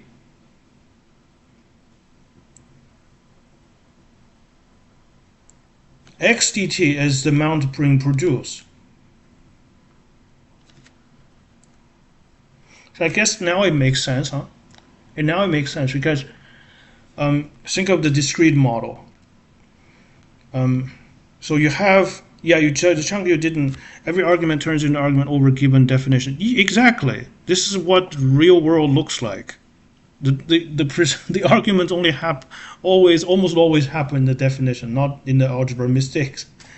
Right? So definition matters because starting with the wrong definition, like, why should we commit to a wrong definition then? Anyway, so here, imagine you have a 5-year plan. Okay, you have a 5-year plan. What's the discrete analog to this? What's the discrete analog to this? Say, the first year you produce x1, second year produce x2, third year you produce x3, and so on.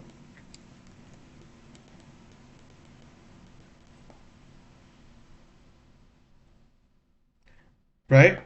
So that's the production. Year 1, year 2, year 3, year 4, year 5. So what is consumed in year 1 is 1 minus alpha 1 times x1. So you're dealing with the summation of I from 1 to 5, 1 minus alpha I times xi, which is the exact analog of this thing, the discrete analog. So I think Riggle is correct. X of t is the rate, not up to. So I guess I should put this way. So x of t dt is the amount of output produced, not at time t, but in the time interval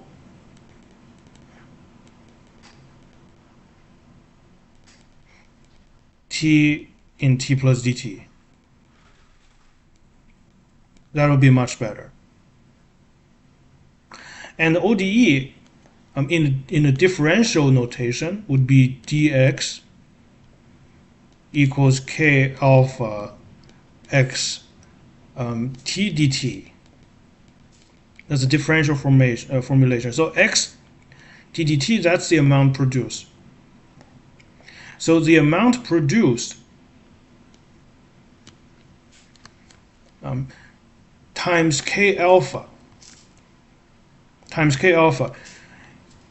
equals the increase in the productivity.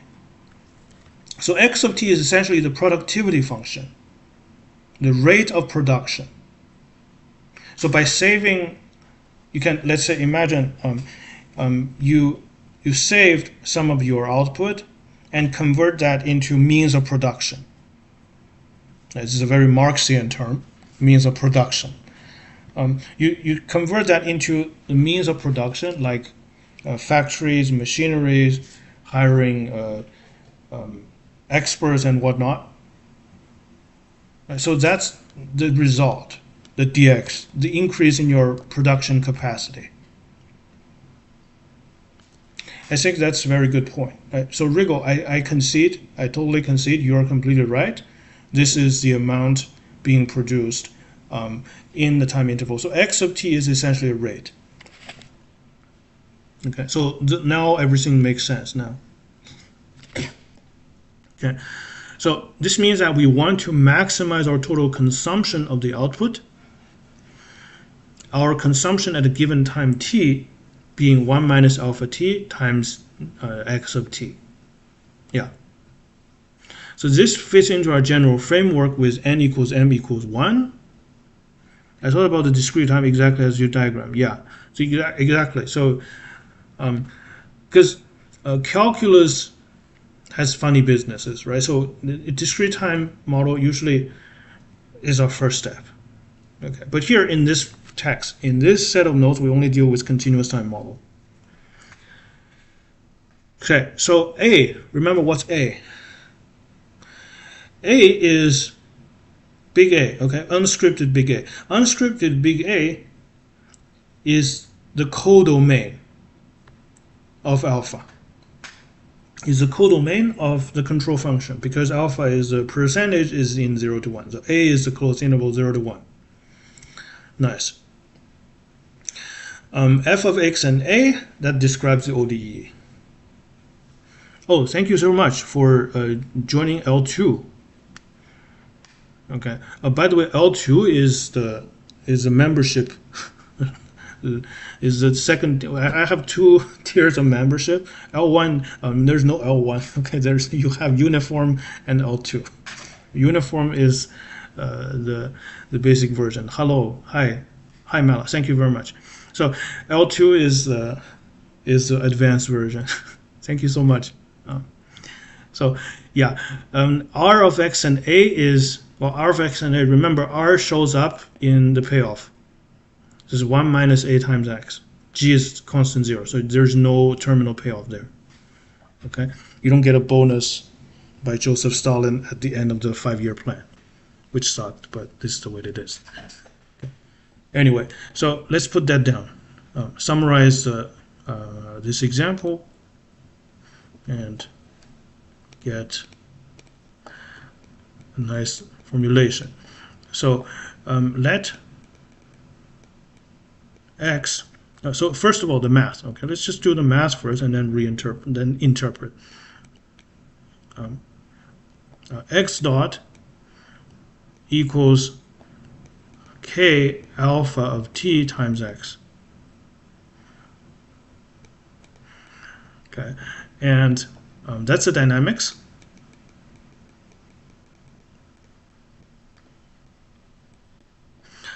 And P of alpha is defined as the integral from 0 to big T, 1 minus alpha t times xt dt.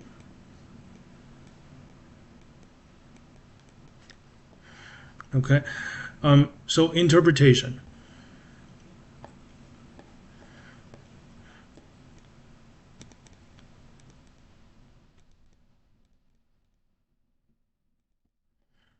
Well, x of t dt, this is the amount of output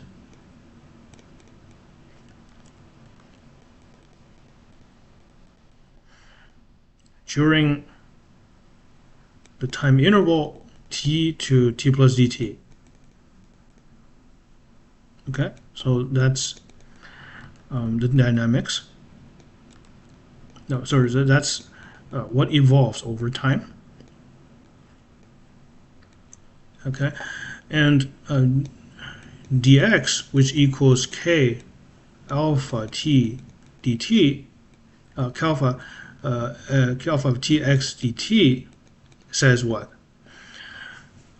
This means the increment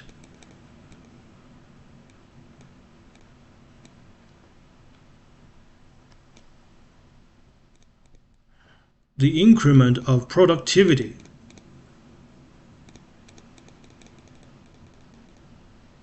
during the same time interval, t to t plus dt, is proportional to the amount of production being saved, the amount of production being reinvested. So k is a proportionality constant.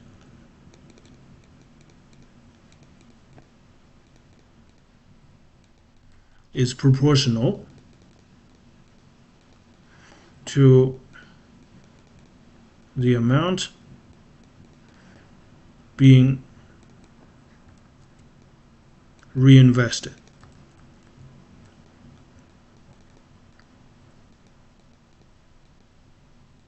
The amount of production being reinvested. So it's, you see, here we also made an implicit assumption, that is, you only reinvest the amount that is produced in the same interval, see, x of t.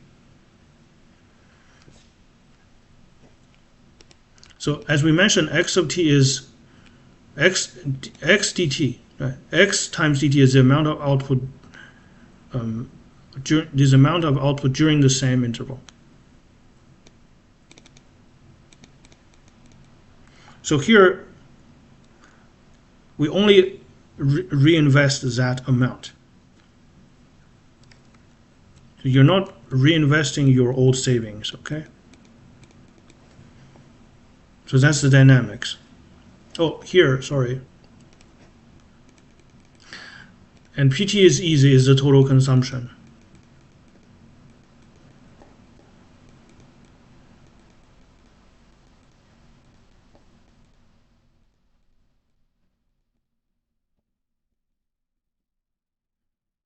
Over 0 to big T.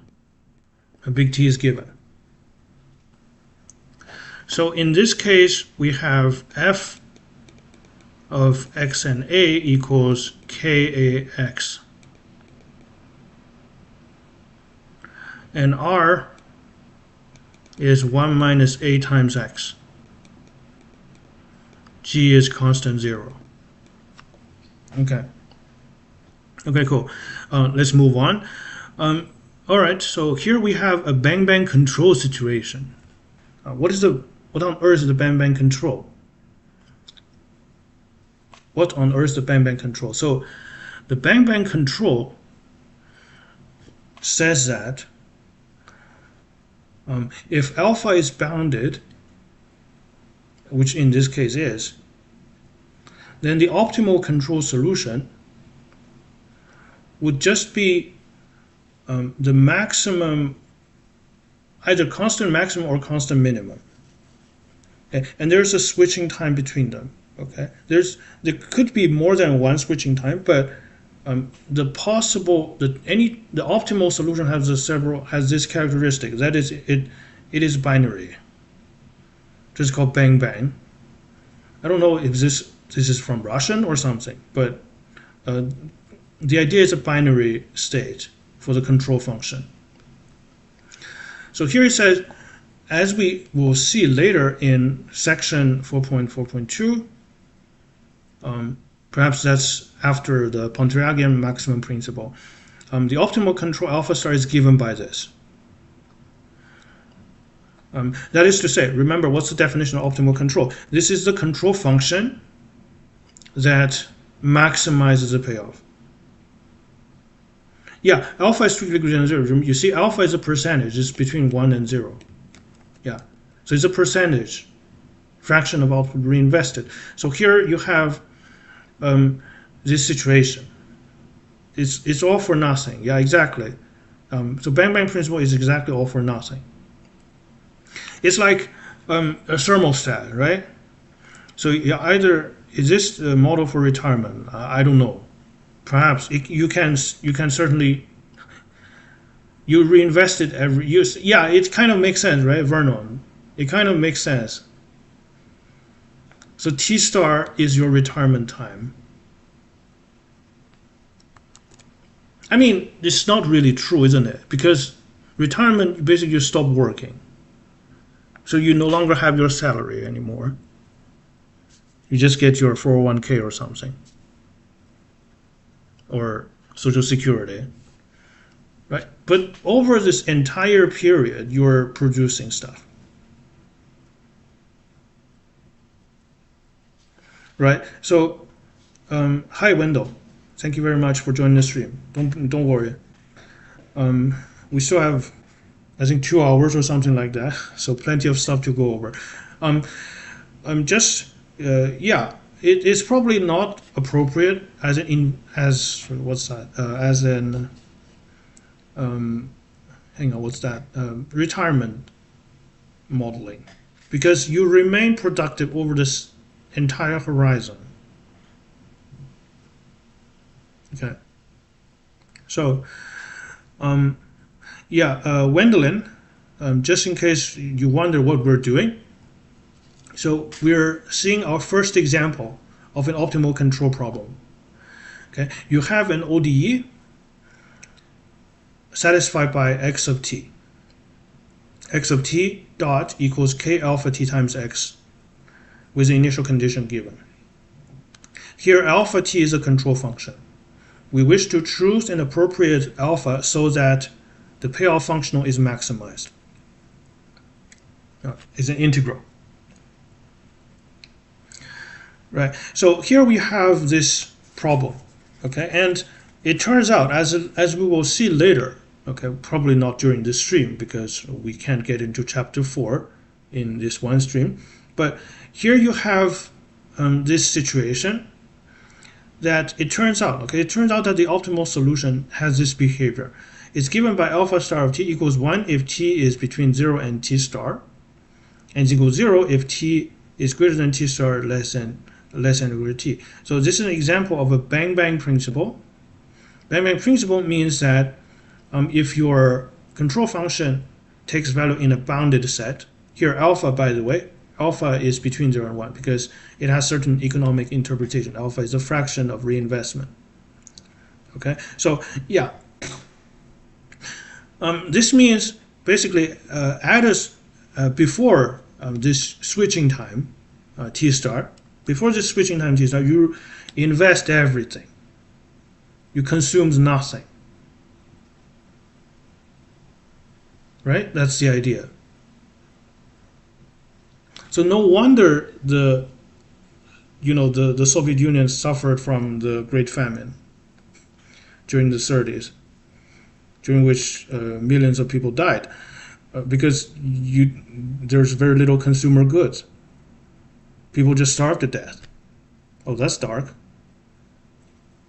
And then it is promised that, okay, after a certain period, then you invest nothing and you can consume everything. Because presumably T star is a time when communism is finally achieved, and where everybody just works for fun. It seems like that's the situation. The optimal solution is we should reinvest all the output and therefore consumes nothing. Up until time star and after, we should consume everything and therefore reinvest nothing. So I guess Stalin's Holodomor is mathematically justified then. The switch over time T star will have to be determined. We call alpha star bang bang control. Oh, that's dark. Okay, I hate to make another ethical digression, but think about if this is applied on a national level and the amount of people you're going to affect, okay, the number of lives you're going to affect if you apply this, still no. Anyway, so this is our first example. The model is not very appropriate for food production. You need that continuously. Exactly. Yeah. It's of course it's a toy model, right? So you need, but basically, I mean, the idea is there, right? If you're in an early development stage, you want to invest as much as possible. So the qualitative lesson is still there. What's the relationship between optimal control theory and electrical engineering? So good question. Very good question. So in control theory, in general, of course, optimal control is a sub-branch of control theory. Right? In classic control theory, you would rely heavily, at least in my experience, you would heavily rely tools such as the Laplace transform and whatnot. And you don't really care about the optimality. So like a servo mechanism is a classic example of a feedback control. Okay, so you know what? Let me just AI this actually, because AI is great for question like this one. Okay, for great technicality you need to be a little bit careful, but for this sort of high-level question, AI is actually pretty great. So let's do that. The relationship between optimal control theory and a feedback control theory, because typically these are taught in separate courses. There you go. Optimal control is a subset of control engineering that formulates control tasks as mathematical optimization problem. Yeah, because that's the key here, right? So essentially you're solving an optimization problem. Finding the best control law to minimize a specific cost function. Feedback control theory is a foundational framework that utilizes real-time system measurement to adjust input to maintain stability despite disturbance. So that's like the thermostat. It's not emphasized whether so it's like, you know, thermostat, you wish, like in a thermostat, you wish to maintain a constant temperature. Right. So whenever the room temperature is greater than desired, you cool it down. Whenever the room temperature is higher than desired, you heat it up, right? Optimality is not a concern here. Fundamentally speaking, feedback control provides a mechanism for regulation, while optimal control defines the criteria for the best possible regulation. When these two concepts merge into optimal feedback control, of course there's overlap between them, the system continuously measures its states and immediately applies the corrective actions calculated to simultaneously balance performance tracking with control effort. Yeah. For example, a standard feedback cruise control loop might abruptly throttle up a vehicle to reach a set speed, whereas the optimal feedback controller dictates the acceleration based on the mathematical trade-off between reaching that speed quickly and penalizing excessive fuel consumption. There's just more things to worry about in optimal control, it seems like. Okay. Key distinctions and intersection. Objective. Classic feedback control typically focuses on bringing the system error to zero and maintain stability, often via criteria like rise time and overshoot. Optimal control introduces a formal cost index, such as minimizing the integral or tracking error squared or control energy squared. Methodology. Optimal control typically derives control law using optimization methods such as Pontryagin maximum principle or dynamic programming, which yields the HJB equation. In contrast, feedback design traditionally relies on a classical method like root locus, bold plot. Yeah, so that's what I was talking about. So classical method, so these are classical method. So they aren't related to the maximum principles that we'll see in the note. Proportional integral derivative PID tuning. And you know what, guys? At least I think today we'll look at the formulation of the maximum principle. Quantum minimum principle or maximum principle, it's equivalent. Okay, different statement. Here in the notes by Evans, we use the phrase maximum principle. We'll try to take a look at the formulation. At least we hope we can understand the statement, okay, of the maximum principle. Integration. In systems like linear quadratic Gaussian control or model predictive control, optimal control math is used to compute feedback gains. These methods synthesize the mathematical rigor of optimization with a robustness and disturbance rejection procedure property. Disturbance properties of closed loop feedback. So you see, in the feedback control, the main objective is to maintain a steady state. You want to maintain a steady state, like, as I said, a thermostat. Or I think the original motivation for feedback control is gun stabilization, like on a ship or tank. So, of course, during movement, a vehicle undergoes disturbance, but you want the weapon to maintain constant bearing. Right? There's this funny video on YouTube. I can show it, of balancing a glass of beer at the muzzle of a tank. Not sure if you guys seen that, but basically, let me just search it up. So I think it's Leopard 2. Balancing a beer. This is a perfect example of a gun stabilization system. So that's a feedback control, servo mechanism. So there you go.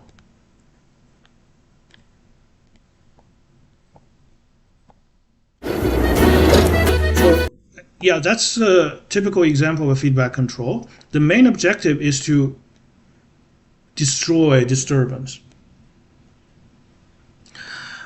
But as you can see, in our problem of optimal control, here, there's no steady state to speak about. You just wanted to maximize an objective given a dynamic law. But of course, there are crossover, right? Appropriate music, I know, right? But I guess, you see, sometimes to bring a disturbance to zero, it incurs a cost. Right? It takes energy to reduce this error. Right? So in that case, you can define your payoff function to be the energy or whatever cost required to bring the system back to back to a stable state. So you can formulate a feedback control problem into optimal control 1. Right? So that's the idea here. So there are crossovers between the two fields. Feedback control focuses on maintaining stable state, and optimal control is just maximizing or minimizing a functional given an underlying dynamic law. But of course, in the feedback control problems, often there is cost involved when it comes to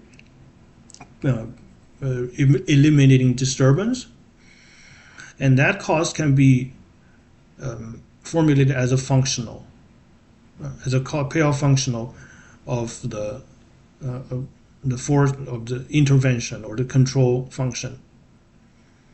So this way they have overlaps. All right.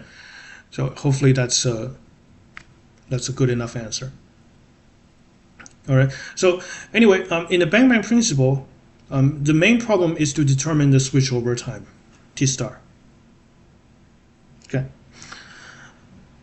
Now we have reproductive strategies in social insects. Well, that's interesting. The next example is from chapter 2 of the book, Caste and Ecology in Social Insects. We attempt to model how social insects, say a population of bees, determine makeup of their society. Damn. If you put this If you replace this as human, this sounds incredibly dystopian, huh? But anyway, let's back to bees. Let's write T for the length of the season and introduce the variables. W of T is the number of workers at time T. Q of T is the number of queens. And alpha of T is the fraction of colony effort devoted to increase workforce. Okay, I'm not quite sure what this means. What's the fraction of colony effort devoted to increasing workforce? Increase W? Is that what it means? I'm not a beekeeper. I've never been one, so I'm not sure. But okay, let's just keep following. The control alpha is constrained by a requirement. Okay, well, alpha is a fraction, so it makes sense, just like in the previous case. We continue to model by introducing dynamics for the number of workers and the number of queens. Okay, so now you have a population growth model. The worker population evolves according to perhaps, I guess, so the queens are the breeders, right? A cousin of the SRMO, exactly, yeah, that's population models, population dynamics, and mathematical epidemiology are hugely connected, okay? The mathematics largely are interchangeable.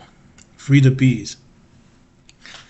Well, we continue to model by introducing dynamics for the numbers of workers and the number of queens.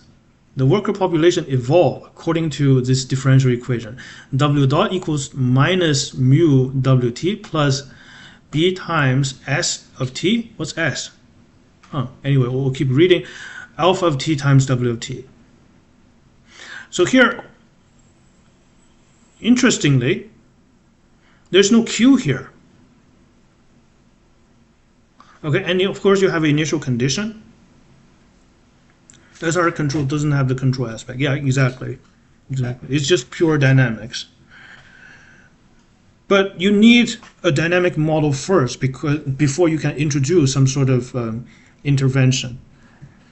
So here we have this differential equation for W of T.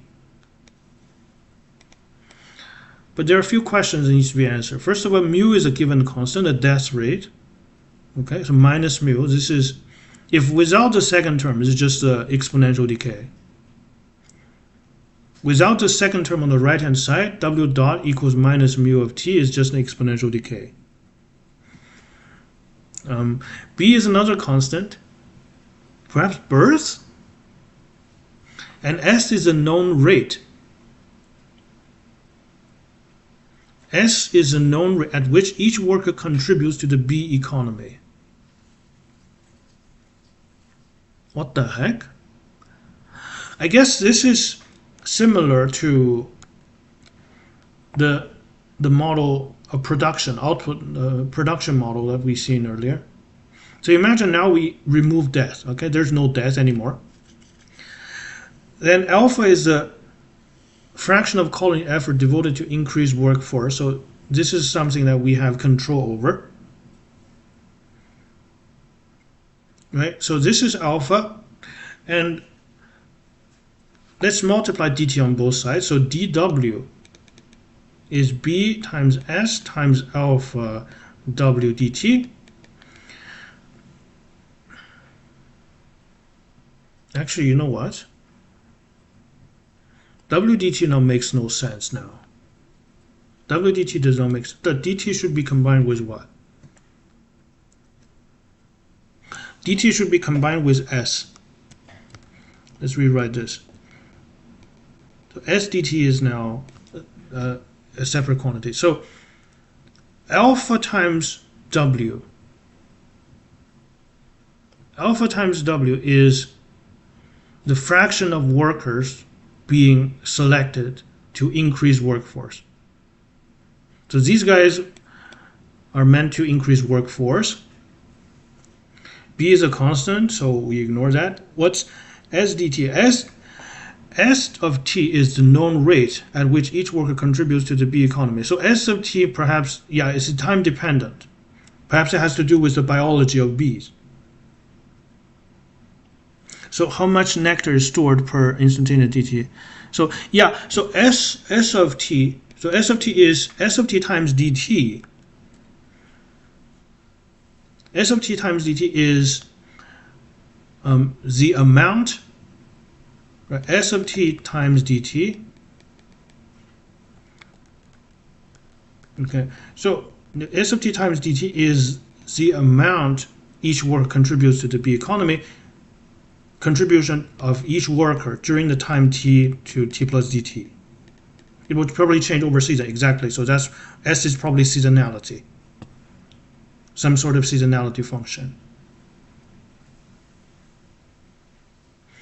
Okay, so interestingly, no Q is needed. Huh? I saw Q, the queen, give birth to the workers. I'm next to illiterate when it comes to biology, so please ignore that remark if this is nonsensical. Okay, so there's that. You have this differential equation for W. Let's just take that as it is. It seems that B can be stuffed into S of t. Yeah, it can be. It can be. But perhaps sometimes B can be adjusted. Q is down the page. I know Q is down the page. I'm just interested how come the worker population is not affected by the queen population. I know Q is down the page, but somehow the differential equation for W does not involve Q. Like the rate, like the number of queens does not affect the rate of worker growth. Is that two couple dynamics? I know. I mean, I'm very ignorant when it comes to biological matters. I would imagine bees, the queens give birth to workers. Is that how it works? It's not. Okay, damn. Okay, I'm a complete idiot when it comes to biology. Let me just look it up. Okay, do queens bees give birth to worker?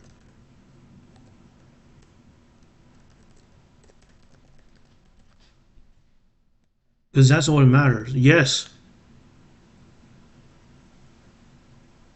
The queen controls the sex of her offspring that she lays on. Give birth to worker? Queen bee. Let me go check Wikipedia.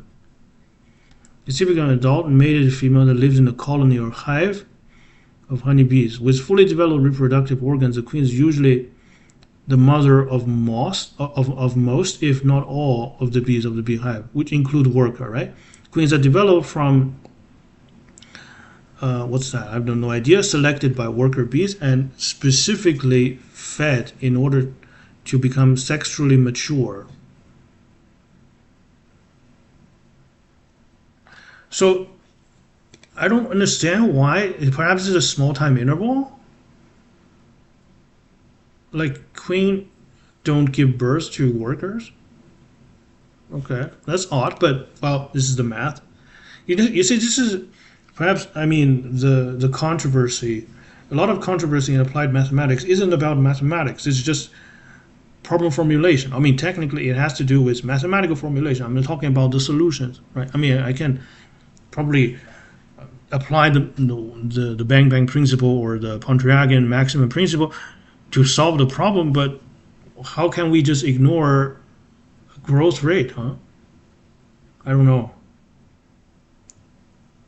There's also external factor involved. I saw, yeah, you can introduce all these factors, but even in this closed system, I don't understand why W is not, the rate of W, okay? The rate of growth of W is not affected by Q. Maybe queen produces so many eggs that it's only bottled by the worker's effort. Now they're saying that the birth rate of worker isn't technically dependent on. Perhaps there's an explanation down the road, huh? By the way, you guys can check out the notes yourself. The link is in the stream description, and you can look it up. The queen decides based on W and the amount of reserved nectar. Okay, I'm not still. I have zero clue of what's that supposed to work, but how that's supposed to work. But let's just continue. We suppose also that the population of queens changes accordingly to the following. So Q dot. So apparently, you see, Q is affected by W. Q dot is minus nu times QT, that's the death rate of the queen, times C times 1 minus alpha T. So that's what? That's the proportion or the fraction of colony effort not devoted to increasing workforce. That's 1 minus alpha. ST is the same as before times WT. Hold on a second. So it is saying the colony effort not devoted to increased workforce is exactly that drives the growth of the number of queens. Isn't that what it's saying? It says 1 minus alpha is the fraction of colony effort not devoted to increased workforce. Well, what does it do? It doesn't just sit around and do nothing. It contributes to the growth of the queen population. That's what it says. Okay, so okay, we can take that, even though I still have doubt why there isn't a Q term up there. Our goal, or rather than B, is to maximize the number of queens at time t. Okay, so you get the terminal condition here.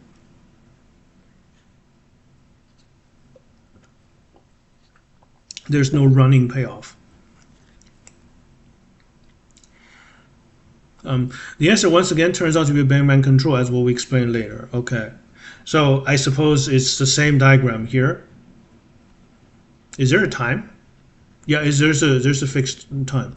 So I guess you still, guys, let's imagine. So if you wish to maximize, or the bees wish to maximize number of queen at the final time, alpha should be 0 first or 1 first, because each queen makes a new colony in the next section, I guess. So yeah, the answer turns out to be again bang control, but can we just use our intuition and decide whether alpha should be 0 first or 1 first? Remember, in the production model, alpha is 1 first and then 0. Here, what do we have?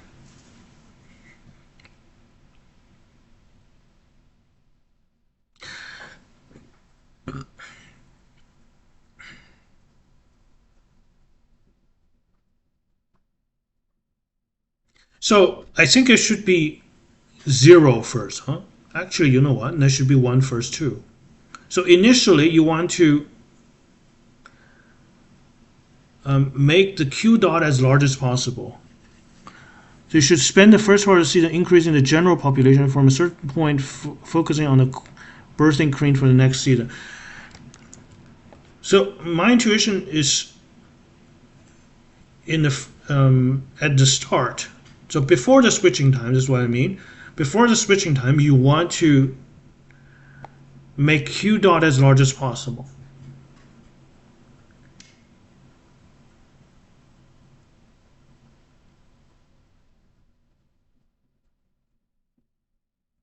It's difficult to say, huh? Because a larger W would certainly make Q dot grows faster. A larger W, you see, a larger W would certainly make Q dot go faster. So should we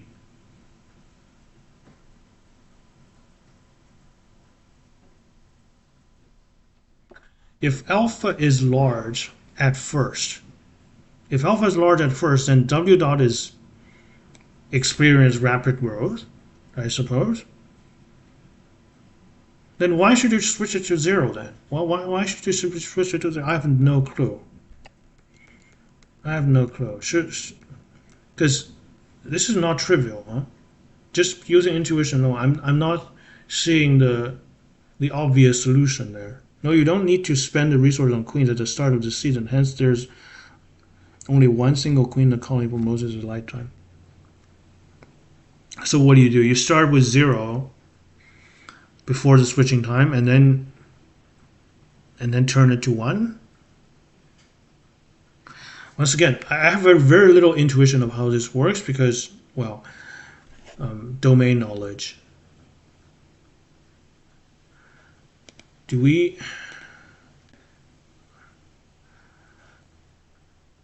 Okay, I'm just gonna take the liberty of going through the. Okay, I'll just go down to chapter 4. Yeah, it's probably should after the maximum principle.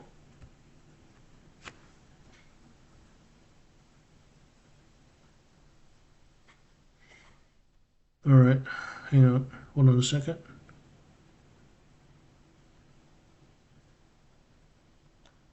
No, that's too fast.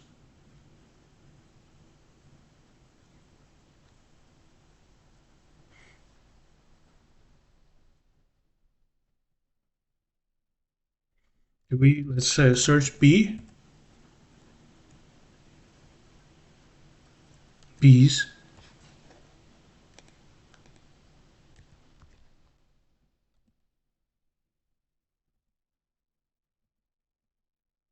That's it. Oh, okay. All right. So I'll just leave the questions unanswered at this point. Perhaps some of you already have a great intuition. Feel free to share that in chat. The colony start with one queen. Starting with one queen. Okay. I'm not seeing what should the intuitive control function look like. All right. All right, so let's put that down. Okay. As usual, let's put that down as a second example. Example 2. So here you have a coupled system. Right, let's put those together. Coupled system. The dynamics is as follows. W dot equals minus mu W plus B times S of t alpha of t W. So certain functions are obviously functions of t, and certain constants are, well, obviously constants. So I'm just going to put bracket of t to the non-obvious ones. Okay, and q dot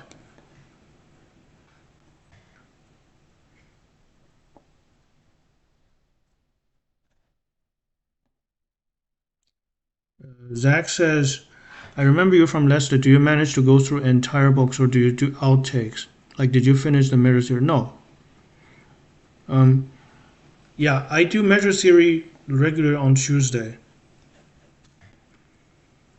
Okay, Saturday is based on viewer requests.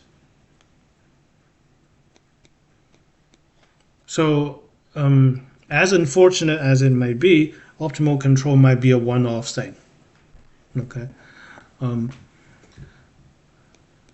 But measure theory is a dedicated series that happens weekly. Q dot is minus nu times Q plus C times 1 minus alpha T.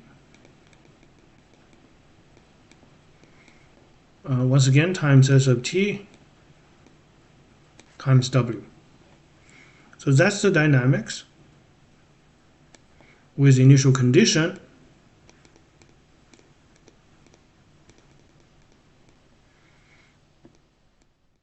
W of 0 equals W0 and Q of 0 equals, well, Q0. And the payoff is just QT.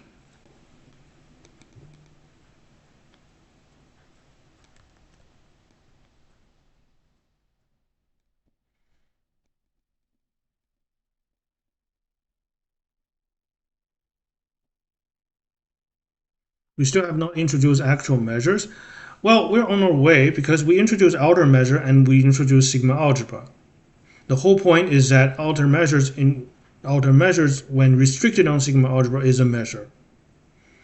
So yeah, defining measures is not a trivial matter.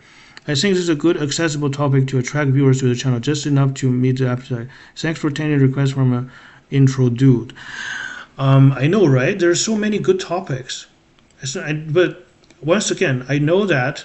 I know that it is this sort of thing. You may perhaps do it yourself, and it is the dry topics like the things like measure theory and whatnot. That is, I don't want to squeeze out measures here because I know from my own experience, okay, in grad school and my own observation, that measure theory is a major pain point, and so much math, so little time. I know, and also functional analysis. So these are things that are, perhaps relatively speaking, harder to pick up by yourself. Right? And differential geometry. Right? But once again, the difficulty is it's like comparing apple to oranges. The difficulties in applied mathematics often come with correct modeling. I mean, you can solve the problem, but what good does it do if you solve the wrong problem, right? I think that which motivate can be readily self-study. Yeah, this is a optimal condition. I think with moderate motivation can be readily self-studied by undergrad with OD and PD experience. Right. Still, it does not mean this is an easy subject, not by a long shot. But it's just in my experience. Okay, if I have no experience in formal training analysis, then it would be very difficult for me to pick it up on my own. It's just my experience. So that's why I don't want measure theory to go. So that's kind of my standpoint. Okay.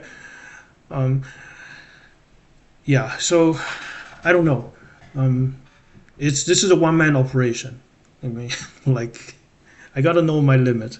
Modeling is a quite different skill than pure math, for sure. Which I feel like my physics background has been very useful as data scientist. Exactly. So that's why it's like comparing the difficulty in applied mathematics and the difficulty in pure mathematics. Right? Like pure mathematicians have, generally speaking, okay, a problem to agree on. Like the Riemann hypothesis. Pure mathematicians generally have a problem that they agree on. Of course, the problem is very difficult. For applied mathematician, they have to worry about whether a particular piece of math has anything to do with reality. Right? And statisticians have to worry about whether there is a limit in human knowledge at all. So that's why you see the debates in these disciplines take on a very different character. Okay, and of course, this channel is, I guess, it mostly has to do with applied mathematics. After all, the channel's banner is called Mathematics with Applications, right? We do want to balance the foundational stuff with the more applied topics, so this way we don't lose motivation overall. Okay. All right. So anyway, let's continue. So here we have, hold on a second. Okay, the pendulum model. Let's go on. Okay, pendulum. I think we do need to perhaps balance a little bit of a time. So right now I still have an hour and a half, which is not a whole lot. You know what? I think we've seen enough examples today. 2 examples. That's enough to illustrate the main formulation, right? I'm not going to go through the rest of the examples. Instead, I'm just going to go to chapter 2, Bang Bang Principle, and perhaps solve one problem. Okay, that's our objective. Okay, let's go to you got all these fun examples. Example 3 is pendulum. Actually here, you have a time problem. Example 3. You know what? Example 3. Let's take a look at it. Just because it's different in nature from 1 and 2. So I'm going to briefly look through it. So you have a pendulum. This is linearized, by the way. Riggle back me up. So yeah, this is linearized pendulum. If it's nonlinear, you should have a sine theta. Right. So that's the pendulum model. You have damping here. So you have the dynamics, initial speed, initial position, and whatnot. And let's apply a torque. Apply a torque. So you would add a term on the right-hand side. This is something basically what we did in the earlier example, the damped harmonic oscillator, right? And now you have a forcing term. The forcing term is bounded, and that's your new dynamic. Just the extra term on the right-hand side. So now, Christian. So this is, you see, I did the same trick here. Exactly the same trick. To rewrite a higher order system, to rewrite a higher order differential equation, not a system of differential equation, into a first order system. And you can always do this. So that's your system. That's your full dynamics. X dot equals f of x and alpha. And what we want to do, we want to minimize P of alpha defined as minus tau, where tau as a function of alpha is the first time that x sub t equals 0. So remember, here x is a vector. X is a vector, so you want both the speed and the acceleration, actually not the speed and acceleration, you want the position and the speed to be 0. So that's a stationary state. So you wish to bring the pendulum to stationary state to in minimum time, right? To maximize minus t is to minimize t. Yeah, small angle approximation used in this example. So you see, we were just talking about feedback control versus optimal control. So this can be easily interpreted as a feedback control problem. You want the stationary state. You want the stationary state, although in a limited sense, I believe. So this is what you want the state to behave, like just completely stationary. And suppose now the system is not stationary. And suppose now the system is non-stationary and you wish to bring the system back to its stationary position as quickly as possible. And that's exactly the situation we were discussing when it comes to the gun stabilization. Remember the leopard tank. So you can think of the theta as the angle of the barrel. So you want your if you let's say the desired position is theta equals 0, and you want the gun to point straight towards that direction. So this is exactly the gun stabilization problem. You want to bring the disturbance back to 0 as fast as possible. So here, the major difference compared to the previous problem is that you don't have a final time. We want to maximize P, meaning we want to minimize time that it takes to bring the pendulum to bear. Observe that this problem does not quite fall within the given general framework, the general framework described in 1.1, since the terminal time is not fixed, but rather depend on the control. And this is called a fixed endpoint, free time problem. Fixed endpoint in the sense that the final state is given, and you want it to minimize time. All right, so that's a third example. The fourth example, the moon lander, is actually very similar. And by the way, that's the problem that is shown on the thumbnail, by the way. Right. So you now have a Newton's law that describes the dynamics of the vertical motion, the rectilinear motion. Of course, Newton's law is a second order system, so you can rewrite it as a first order system. Newton's law is a second order DE. You can write that as a first order system. And m dot equals minus k alpha t. So mass is variable because it consumes fuel. So mass changes. All right, and it's proportional to the throttle. Alpha is the throttle. So you want to decide alpha. And what's the objective? Well, you want to minimize fuel consumption. So you want to minimize fuel consumption, which is maximize the remaining mass once you land.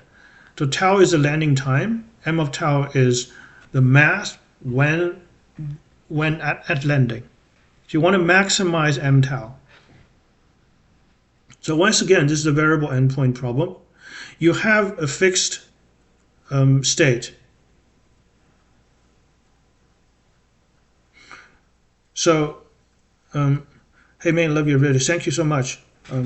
Well, speaking of videos, I really should come out of my writer's block and, well, YouTuber's block, if you may call it that way, and upload the next video. Because it's been a while since I uploaded a video. I've been doing live streams quite a bit, but regular upload should not be compromised. Well, it's just this is similar to what we have here in the previous example, in the sense that the final endpoint has a fixed state, but the time is free. You don't know the time a priori. Here we don't know the landing time a priori, but actually we wish to maximize m of tau. So the function m isn't given either, you see. Isn't just tau isn't given, m of t isn't given either.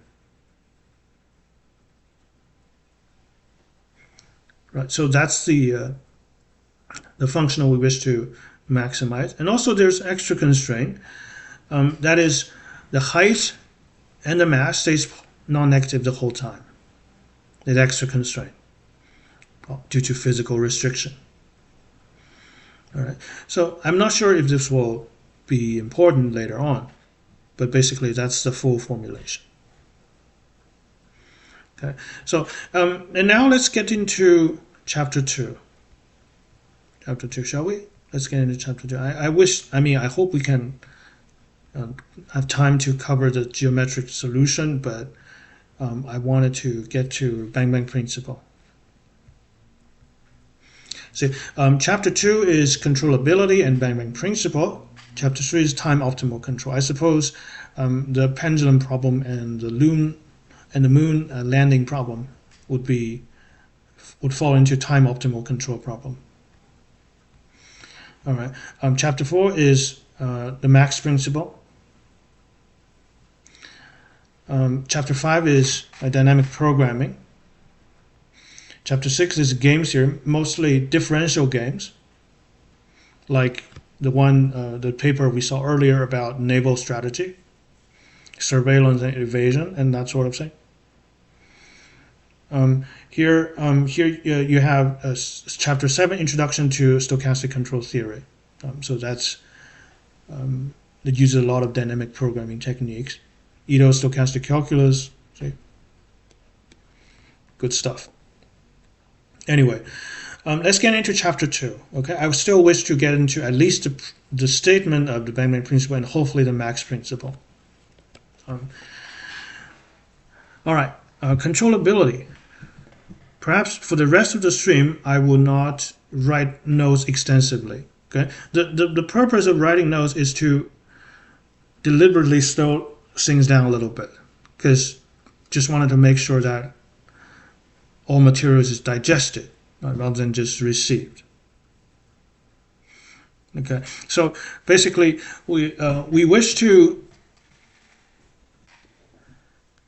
get into the formulation of Bang-Bang principle. But hang on, which page is that? So right now we're on page 15. Bang-Bang principle is on what?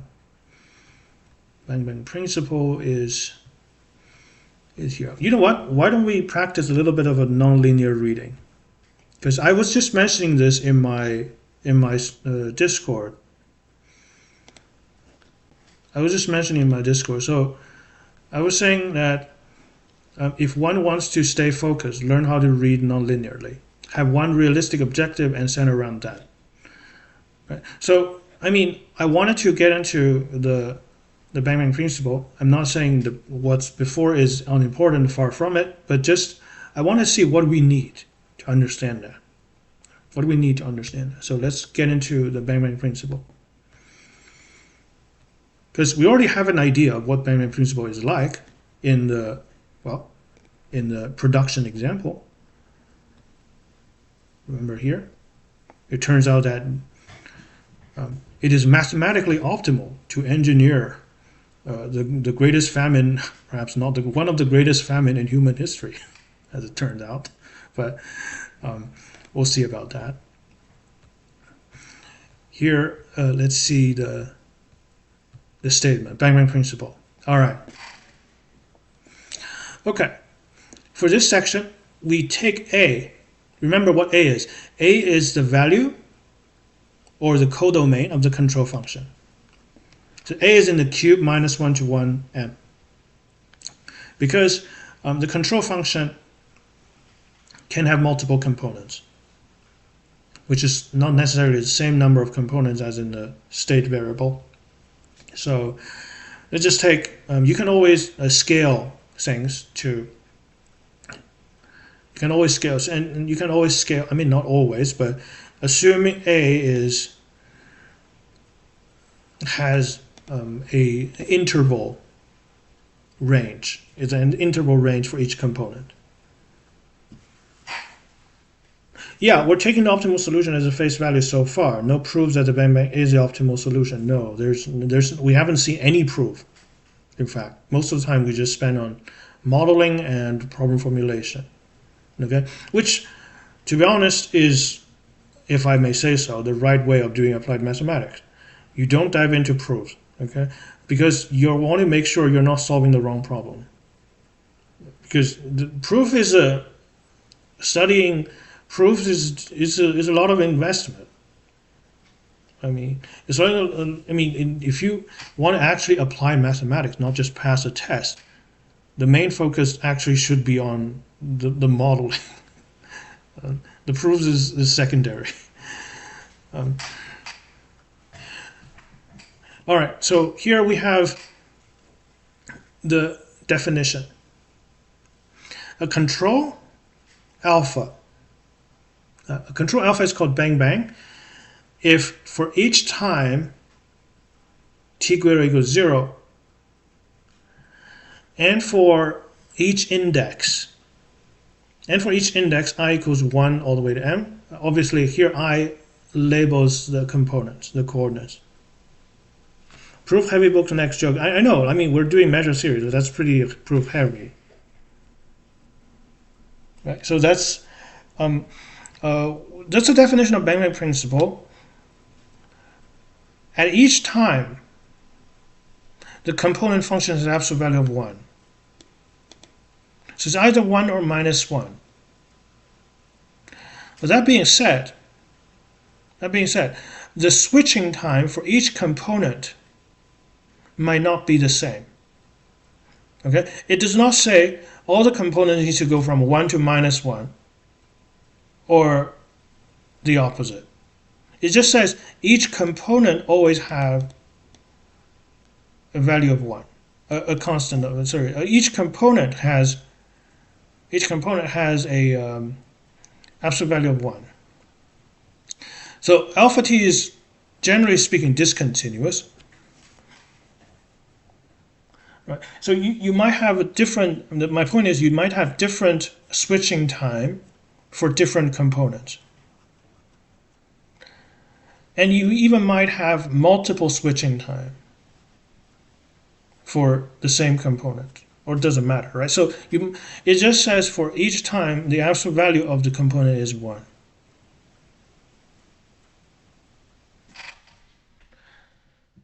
All right, so maybe we can draw a little picture. Say, what about in R2? Dang, why can't I write here? You know what? We should put this down in our note. This is important. Definition. A control alpha in scripted A is called, there can be widely switching one, yeah, I know, right? Is called bang bang.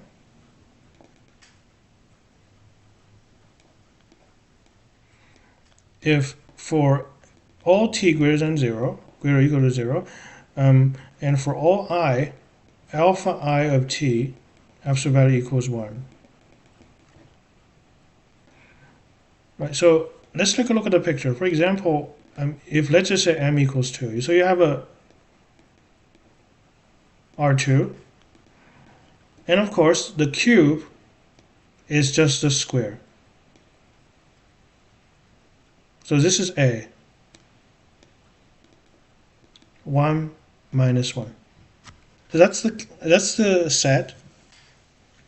So what can alpha looks like?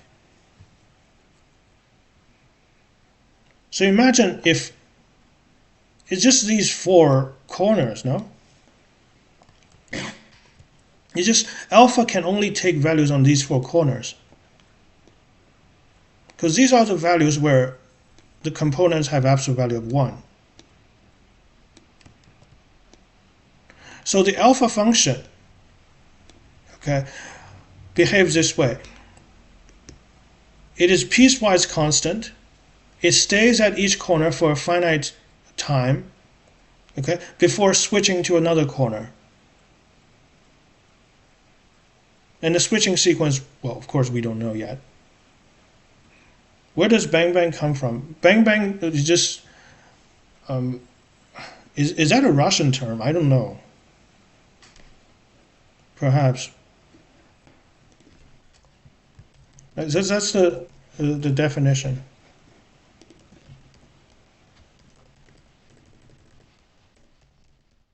Did Pontryagin name it?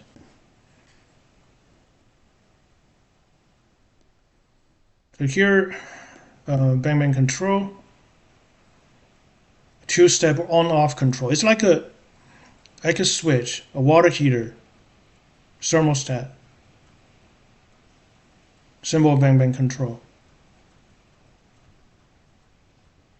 There's no history, but if I just go to the Russian page, there's no Russian page? Are you serious? Okay, anyway, it doesn't matter. What about Chinese? It means start and finish. This means start and finish. Okay? I don't know where the terminology comes from, okay? But it's a cool name. It's much cooler than on-off. Right. Anyway, it doesn't matter. So here we have the principle here. This is a linear system. This is a linear system. Suppose Already 10 people in chat. goddamn. That's awesome. We will begin in a few. Okay. I opened my own stream, so that I suddenly hear my own voice.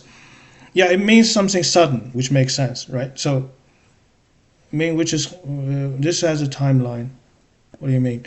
Okay, so here this is the bang bang principle. If you have t greater than 0, suppose t naught, x naught is in c of t. What's that? We will have to figure that out. Okay, x of t. Imagine some machine that makes noise. Exactly. For the system, you see, this is a linear system. This is a linear system. I assume that m and t are constant. M and n are constant matrices. Then there exists a bang bang control alpha which steers x0 to 0 at time t. At time t. So what does this say? X0, this is a initial state. But somehow we need to figure out what this scripted CT mean. Right? So here it is clear that we want the system to go to state 0. Okay, like in the what's that? Like in the pendulum model we've seen earlier. But here the time is fixed. A time t is fixed. The t greater than 0. So t is a fixed constant.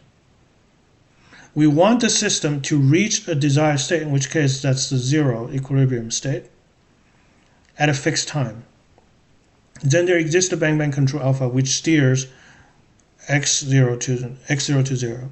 So that's the bang-bang principle. But, however, it is not said which functional it maximize or minimize.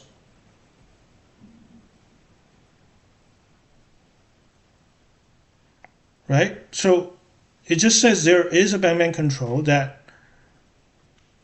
steers x from the initial condition to 0, although we need to figure out what this CT means. So apparently it does not say what the optimal criteria is. Huh? It's very interesting.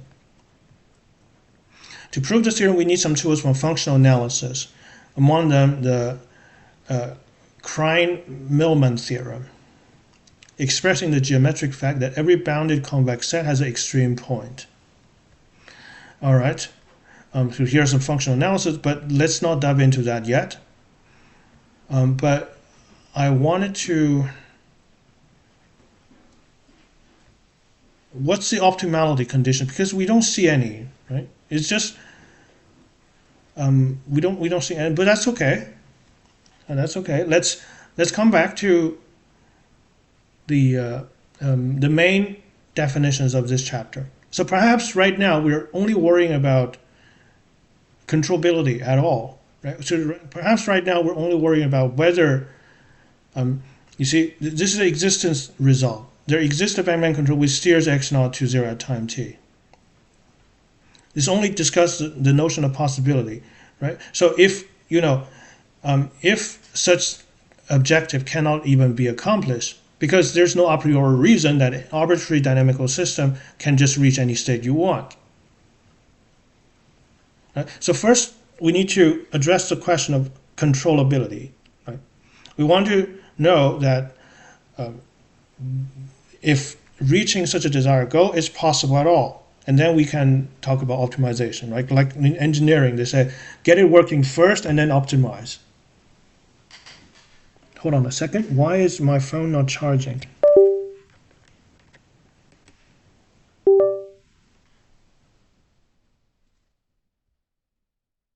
Okay. Vernon says, should it say xt20 instead of... Now, x0, it should be the initial state. I think the system is written in such a way that the final goal is always 0. Okay, the final state is always 0. So this is perhaps the system is cooked up in that way. And the initial value can be arbitrary. Okay, so let's take a look at the CT. I don't think this should be continuous function because x0 is a constant. So let's take a look at the notion of CT. This is important to understand the statement. So going back, so this is nonlinear reading. Okay, we see something that we need and see if there's any symbols, terminology we don't understand. What's CT?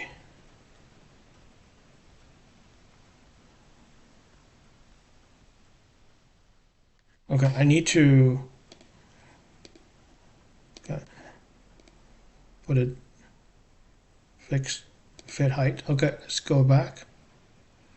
Chapter 2, starting from chapter 2. Ah, there you go. CT. Definition. It's called reachable set. Okay, so let's go to the first definition. This is important. We firstly recall from chapter 1 the basic form of our controlled ODE. It's controlled ODE, so this is already seen, nothing new yet.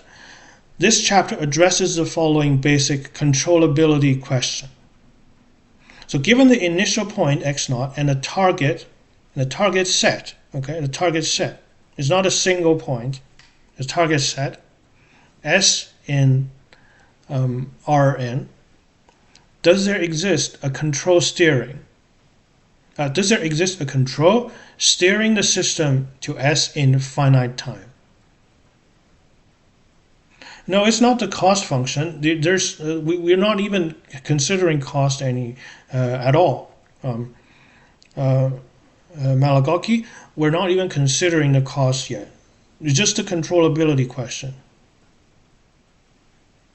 Okay, so this is a controllability question. Given the initial point and a target, so let's draw a picture here. So imagine you have the ambient space Rn. So the system starts here, x0, and you wish to reach a target S. Okay, it doesn't have to lie on the horizontal plane, okay, it's just a subset of Rn, this is S. So you want to reach it in finite time.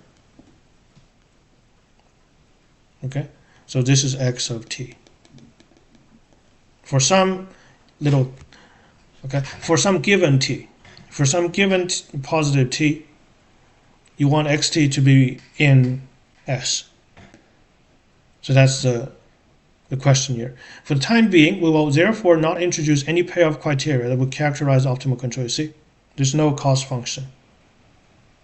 But instead focus on the question as to whether or not there exists control that steers the system to a given goal. Just a possibility. Okay, we get it working first and then optimize. In this chapter, we will mostly consider the problem of driving the system to the origin, S equals just 0. Okay, so it makes sense. In the B model, Q is the queen. Huh? I don't know that word, but anyway, let's get to CT. CT is, we saw that in the Pontryagin maximum, not the Pontryagin maximum principle, but the Bang-Bang principle. So what does it say? Definition: we define a reachable set. Okay, so this is a reachable set for time t. Is a reachable set for time t, huh? Reachable set for time t to be CT, the set of initial points x0 for which there exists control such that xt equals 0. So for a fixed time, for a given time t, CT is the set of initial points. So by definition, CT, okay, by definition, if x0 is in CT, then a control such that xt equals 0 exists. So that's the definition, the reachable set for time t. And what does this say for the Bang-Bang principle? Well,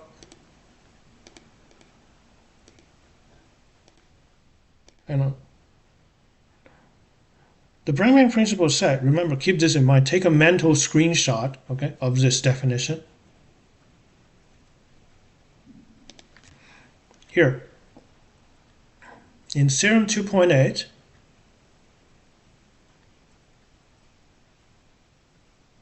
here,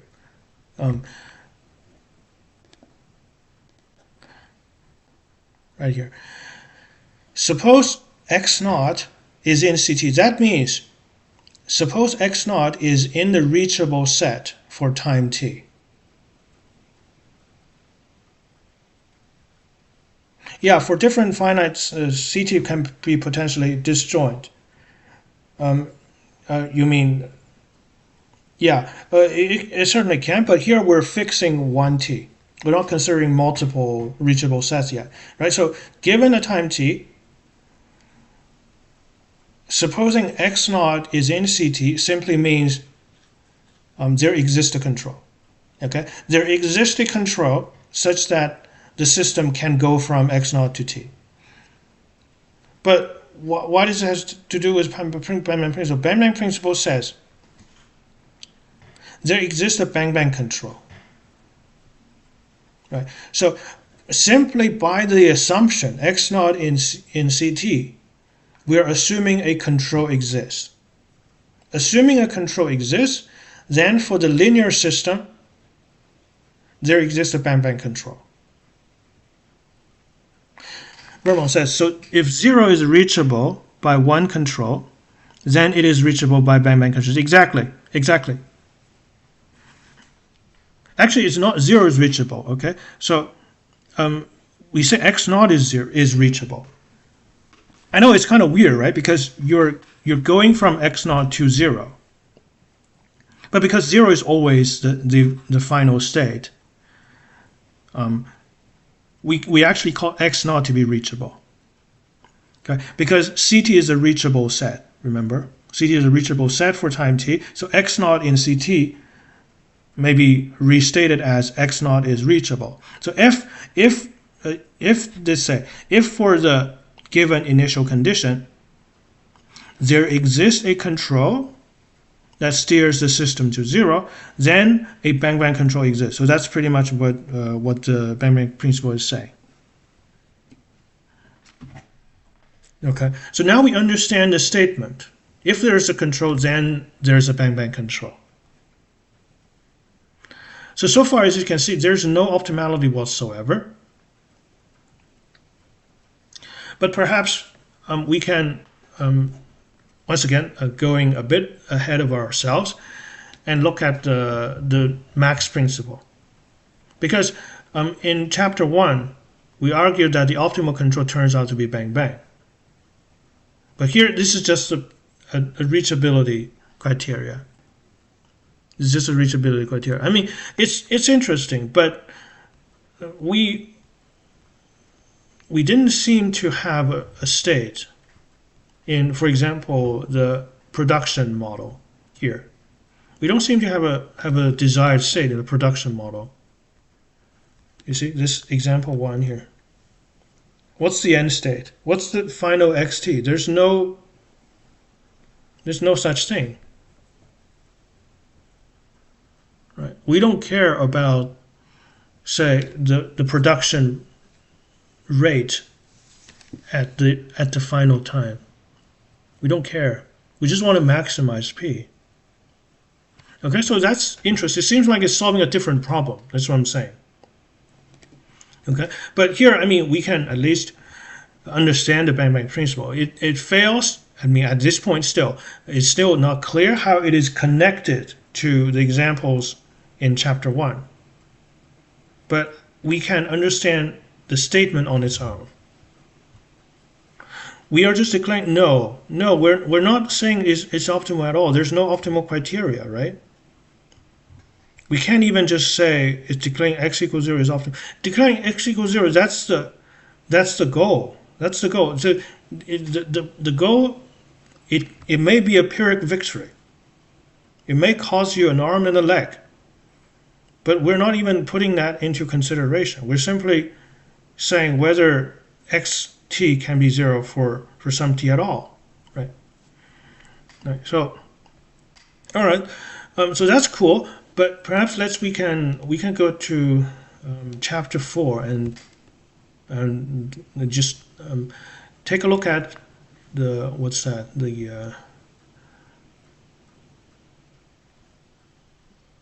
Max principle, the Pontryagin Max principle.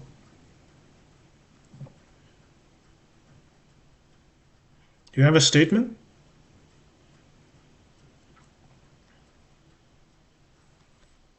Not yet. Okay, actually, it's before. Applied mathematics trying to control theory or something. Yeah. Control this, the dodges and the weaves. Yeah, exactly. Hi, Leo. Thank you very much. And by the way, guys, if you haven't seen the announcement already, next Saturday, actually at this very time, it started at 11 next week. Leo will be teaching me some category theory, which I always wanted to know more about, but I couldn't found. I couldn't relate to it basically, but that's okay. Um, we'll we'll have a session on not on my channel but on his channel on category theory. Just a quick shout out. Where's the max principle? So here we have what's the max principle with state constant with statement. Okay, 4.3. Let's go to 4.3. Scary. What's scary? The max principle.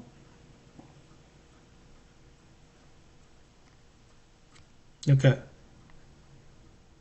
Because we understood at least the statement of the bang-bang principle, which says if there is a control, then there is a bang-bang control. So what's the max principle? I mean, this is a preliminary version of it. There's different versions. There's different versions for things like the fixed endpoint problem and whatnot. I have a friend, max principle. Okay. Category say, yeah, it's always scary. Everything is scary before you at a certain point, I guess. Yeah, let's like the. I always like the analogy by Sir Andrew Wiles. Doing math is like entering a dark room, and you stumble upon furniture again and again until you find the switch. And after you find the switch, everything is clear, and then you move on to the next room, and get there and and do the same, rinse and repeat. So. As far as category theory is concerned, I very much have not yet found a switch. Well, to be honest, I don't think I found switches for many rooms, if at all. But anyway, let's not divert on that. Let's come back to the max principle. We now come to the key assertion of this chapter. This theoretically interesting and practically useful theorem, okay, that says what? It says if alpha star is an optimal control, then there exists a function called P star, called the co-state, that satisfies certain maximum principle. So this is interesting. It says if alpha star is an optimal control, then then such and such, right? So this is a necessary condition for optimal control. It's kind of like the Fermat theorem, if you can think about it. Right? So it's like in Calc 1, you got the Fermat's condition, or the first order conditions that says if let's say x star is a critical, is an extrema. Now, if x star is an extrema, then f prime of x star equals 0. A derivative vanishes there. But the converse is not true. So here it seems like the statement is a necessary condition as well. If alpha star is an optimal control, then such and such.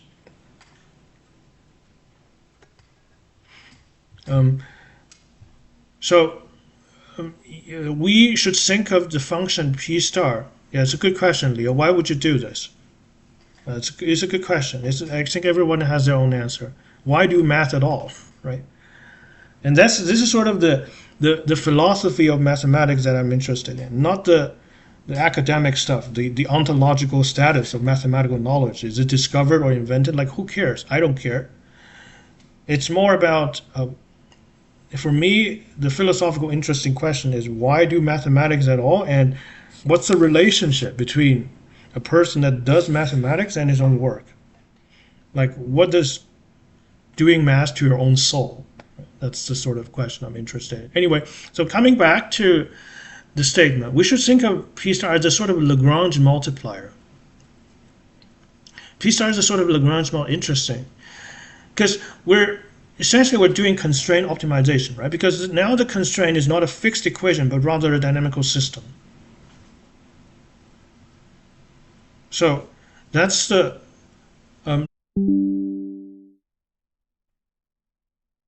hi guys.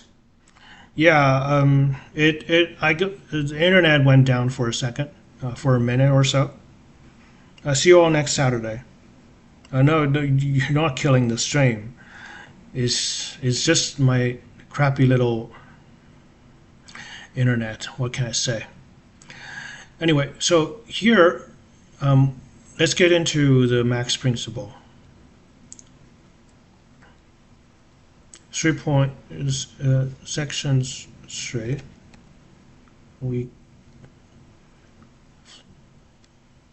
Damn it.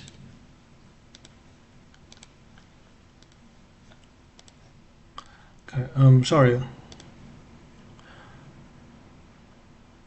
4.3.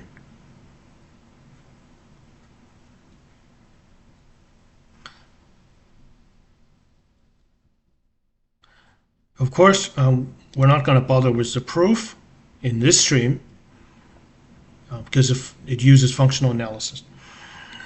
Okay, we quote Francis Crick.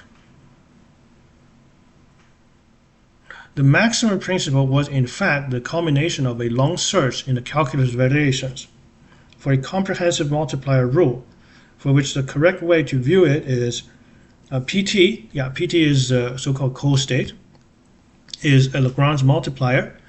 It makes optimal control a design tool, whereas calculus variation was a way of studying nature. I suppose this is the physics, the variational formulations of physics laws. Okay, but anyway, let's have to start from co-state. I'll see you all next Saturday. See you, Leo. Thank you very much again for your offering. Fixed time, fixed endpoint problem. So now what do we mean by that? So you have a fixed time, like in the optimal, so here, like in a production problem, you have a fixed time, but we don't care what the final state x is. So that's exactly the fixed time free endpoint problem. So let's review the basic setup for a control problem. Nice. So we're given a in Rm, that's the values of the control function, f from Rn times a to Rn, that's the dynamics, x naught initial condition. We, as before, denote the set of admissible controls is the same as before. All right. Then given alpha is a control function. And given that alpha is an A, we solve for the corresponding evolution. We solve for the corresponding evolution of our system. X dot equals f of xt alpha t. We introduce the payoff functional is the same business.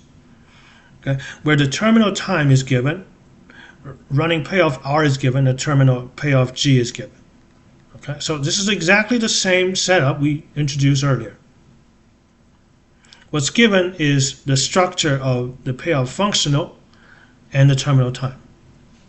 We don't know the eventual state, and we don't care about the eventual state, namely big X of, not big X, X of big T. We don't care about that. Basic problem. Find a control alpha star such that, well, P is maximized. The Pontryagin maximum principle, as stated below, asserts the existence of a function P star, which together with the optimal trajectory, X star, satisfies an analog of the Hamilton's ODE, the Hamilton's equation from physics, 4.1. For this, we need an appropriate Hamiltonian. Okay, so just wanted to comment that the existence of a function P star, the interpretation of P star is not clear yet, but the optimal trajectory is the solution to the ODE when alpha equals alpha star. Equals alpha star. And remember, we're assuming here, the opening sentence says, if you have an optimal control, if alpha star exists, if it exists, then there exists a P star. then exists a P star. In fact, here we have something more. Given the existence of alpha star, P star not only exists, and the optimal trajectory, X star, together satisfy the Hamilton's ODE. Hamilton's ODE from 4.1. So we need to review, not review, but perhaps see what a Hamilton's ODE is. Okay, satisfies analog of Hamilton's ODE. But let's just get to the statement, and before we come back. It's just a typical Hamiltonian variation. Exactly, you're completely right. Rigo said this is completely analogous to the Hamiltonian formulation of classical dynamics. Seems to be the case, exactly. Right? So perhaps just getting a little bit ahead of ourselves. In classical mechanics, we have the Lagrangian formulation. Right? You can define the Lagrangian. Right? Typically is T minus V, kinetic minus potential energy. Right? And then you have the so-called Euler-Lagrange equation, which is a stationary condition for the so-called action. Right? And this is the formulation of classical mechanics that is equivalent to Newton's law. Right? The solution, no, not the solution, but Euler-Lagrange equation will give you the same equation of motion as what Newton's law would give. Right? That's the Lagrange formulation, Lagrangian formulation of classical mechanics, and you can give an alternative formulation based on Hamilton's Hamiltonian, right? Not a Lagrangian, but a Hamiltonian. So Hamiltonian is can be obtained from the Lagrangian by applying the so-called Legendre transform. The Legendre transform applied to the Lagrangian gives you the Hamiltonian, and from the Hamiltonian you can obtain the so-called Hamilton's ODE, which is also equivalent to Newton's law. Right? But then again, these are background, right? These are background. These are not necessary for what we're going to discuss. So the statement is self-contained. One of the many solutions. You mean formulations? Yeah, one of the many formulations. I don't know. That's as far as I know. I only know 3 formulations. I don't know more formulations of classical mechanics. Just Newtonian, Lagrangian, and Hamiltonian. For this, we need appropriate Hamiltonian. Okay, so the control theory Hamiltonian is this function. So first, we're just reading this as a black box here. Okay, we're not trying to obtain intuitions and whatever. This is way above us now. But we're just looking for, like, how do you operate this this theory? So control theory says, you have the control theory Hamiltonian. H of x, p, and a. H of x, p, and a equals the dynamic function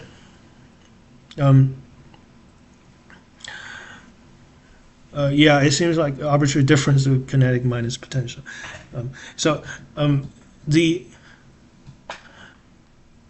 Let's think about this. So this is scalar valued, remember. This should be scalar valued. R is a scalar. The running payoff function is a scalar. That's from the payoff function.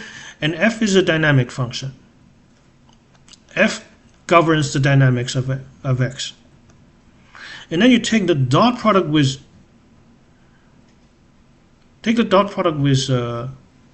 what? With P. With P. So that's the control Hamiltonian. And remember, P is supposed to play a role that's similar to the Lagrange multiplier. Isn't that a bit similar to a Lagrange multiplier? Remember, in Lagrange multiplier, I believe there's a review for that. Here. There's a review for the Lagrange multiplier in multivariable calculus. Right. So let's say if you want to maximize or minimize a function when the variable is constrained on some surface, then the critical point, if it exists, must satisfy the Lagrange multiplier condition. the gradient of f is a multiple of the gradient of g. So g is a constraint, is an equation. Okay, so g is an equation. Now f is the objective. So you can move the right hand side to the left hand side. You just get the gradient of what? You just get the gradient of f minus lambda g. F minus lambda g. Right. So lambda Lagrange multiplier times the constraint combined with the original cost function gives you a new function, right? And here it seems that the control theory Hamiltonian is defined in an analogous manner. Remember, f is the constraint. I mean, not literally, but the constraint is the ODE, which is governed by f. So you're taking the function that defines the constraint and take the dot product with p. If you think of f is one-dimensional, that's just simply f times p. Right? That's the lambda times g in a Lagrange multiplier, and then plus the cost function r. So that's the control Hamiltonian. It's very similar to the critical condition in Lagrange multiplier, right? From just multivariable calculus. Looks so cool, right? I know, right? So that's the control theory Hamiltonian. Of course, that's not a justification. It's just we're trying to connect with things that we already know. Right? That's a control theory Hamiltonian definition. So we understand that part. I mean, we don't understand. We can't calculate it. Right? Given the problem, we can write the function down. Nice. And now what's up? Theorem 4.3. Pontryagin maximum principle. Assume alpha star is optimal for ODE, P and X star. Is optimal for the ODE. Alpha star is optimal for ODE and P. Okay, so the ODE and P, right? ODE and P is the full problem. Assume alpha star is optimal, and the corresponding trajectory is X star. So the corresponding trajectory X star can be solved from the ODE theoretically. Right? Once you have an alpha, X star is defined, well, although implicitly defined. Okay, so then what? Then there exists a function P star from 0 to t to Rn, such that X star, okay, such that the X star, the derivative, X star dot, is the gradient of H with respect to P. Remember, here, H takes X, P, and A as input. Here, A is occupied by the optimal control alpha star. So assume alpha star is optimal. Okay, assume alpha star is optimal. You can think of alpha star as given. Assume alpha star is given. Then the only variables in H are X and P. Okay, so in H, f of xa is a function of x only. R of x and a is a function of x only. At this point, is that gradient with respect to p? Yes, it's a gradient with respect to p. So it's like here you have imagine p is p1, p2, p3, and so on.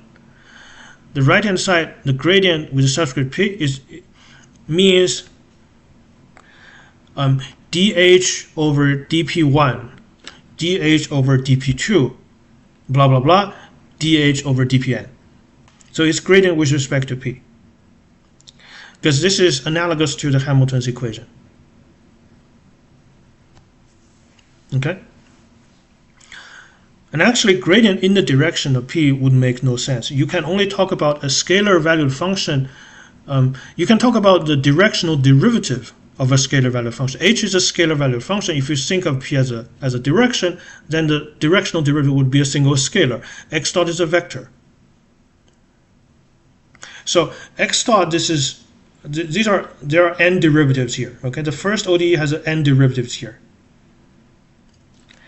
And on the right hand side, you need n components as well, which are just the partial derivatives of h with respect to p1, p2, p3, and so on. So that's the first equation. Second, you have, I assume this is the adjoint. So P star also has its own differential equation. Also, I mean, not own, but couple. Okay, it's because x star is the differential equation for x star depends on P star, and P star also satisfies the differential equation, which involves x star. So P star dot is minus the gradient of x. The minus the gradient of x, so once again, it's the same interpretation. So you just take the derivative, the partial derivative of h with respect to x1, x2, all the way to xn and so on. So these two together is the so-called analog of the Hamilton's ODE. And these two together forms the analog of Hamilton's ODE. Okay, you can ignore the background needed for the classical mechanics. It does not matter. It's just that it has the same form. Okay? These two differential equations together has the same form as the Hamilton's ODE in classical mechanics. All right, and what? Okay, so at the beginning here we only have alpha star, and assume you can solve these two. Assume you can solve ODE and ADJ, meaning you can obtain x star and p star. Okay, then h of x star, p star, alpha star is the maximum of h star, maximum h of x star, p star, and a, such that a among all a in big A. Have you ever touched? I'm not sure what you mean. Okay, so here this is the three conditions. The p star satisfies these three properties. In addition,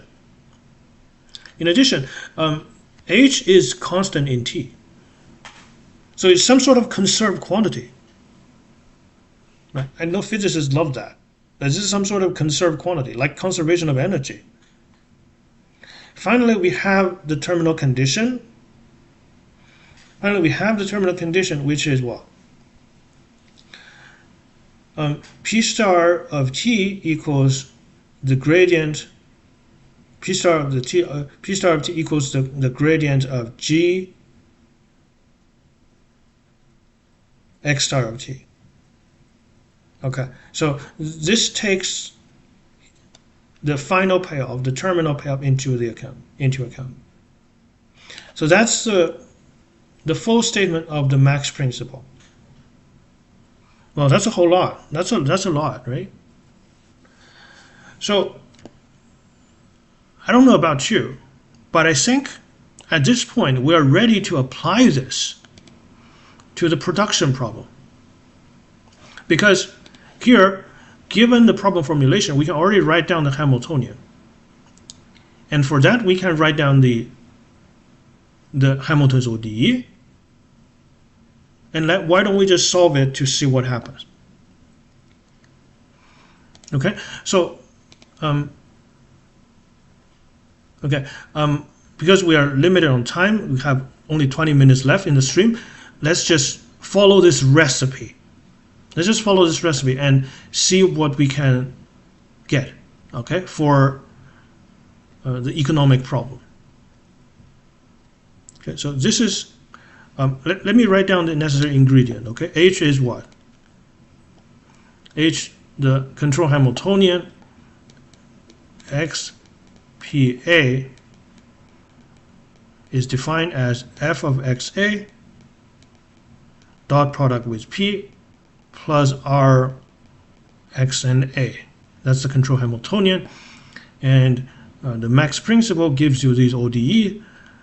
Okay, X, I'll just suppress the star. Okay, I'll suppress the star. Just say X dot equals the gradient of H relative to P.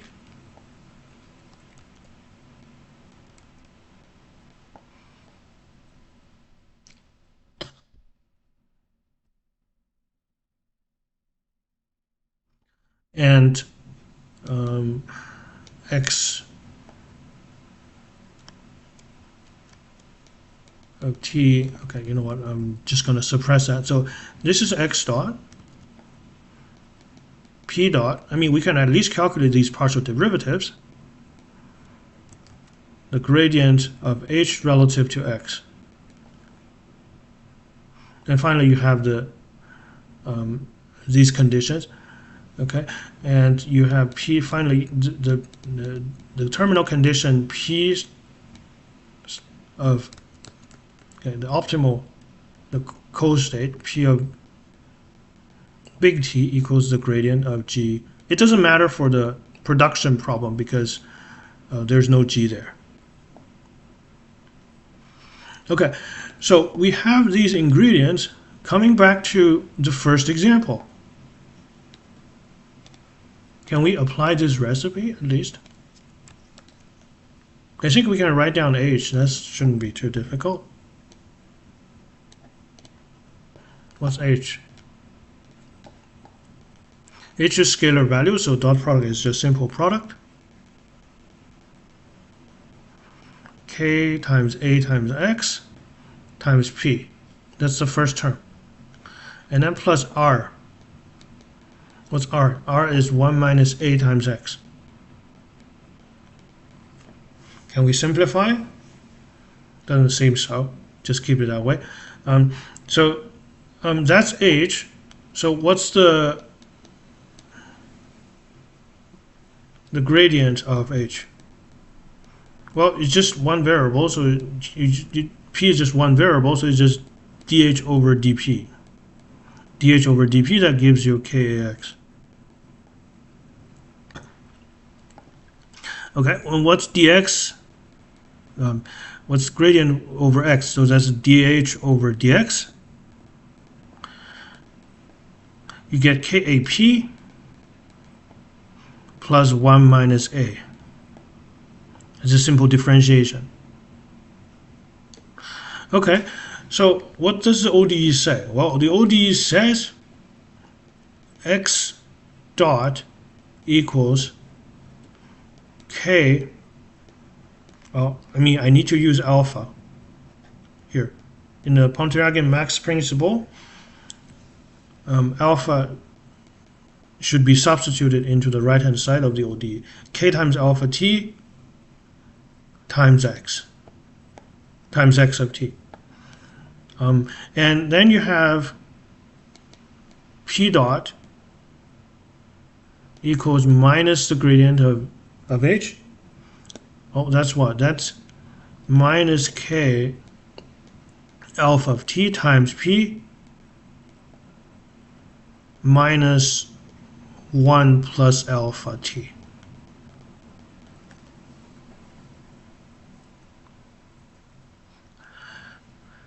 Can we solve it? Actually, I'm not quite sure because here we don't know what alpha t is.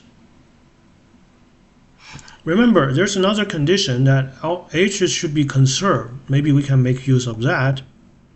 Right? Remember, in the note here, the map from t to h of x star t, p star of t, and alpha t is constant. Perhaps we can make use of that. So let's write h of x of t, p of t, and alpha of t. How do you make that a constant? Oh, it didn't seem to say much, because unfortunately x and t are still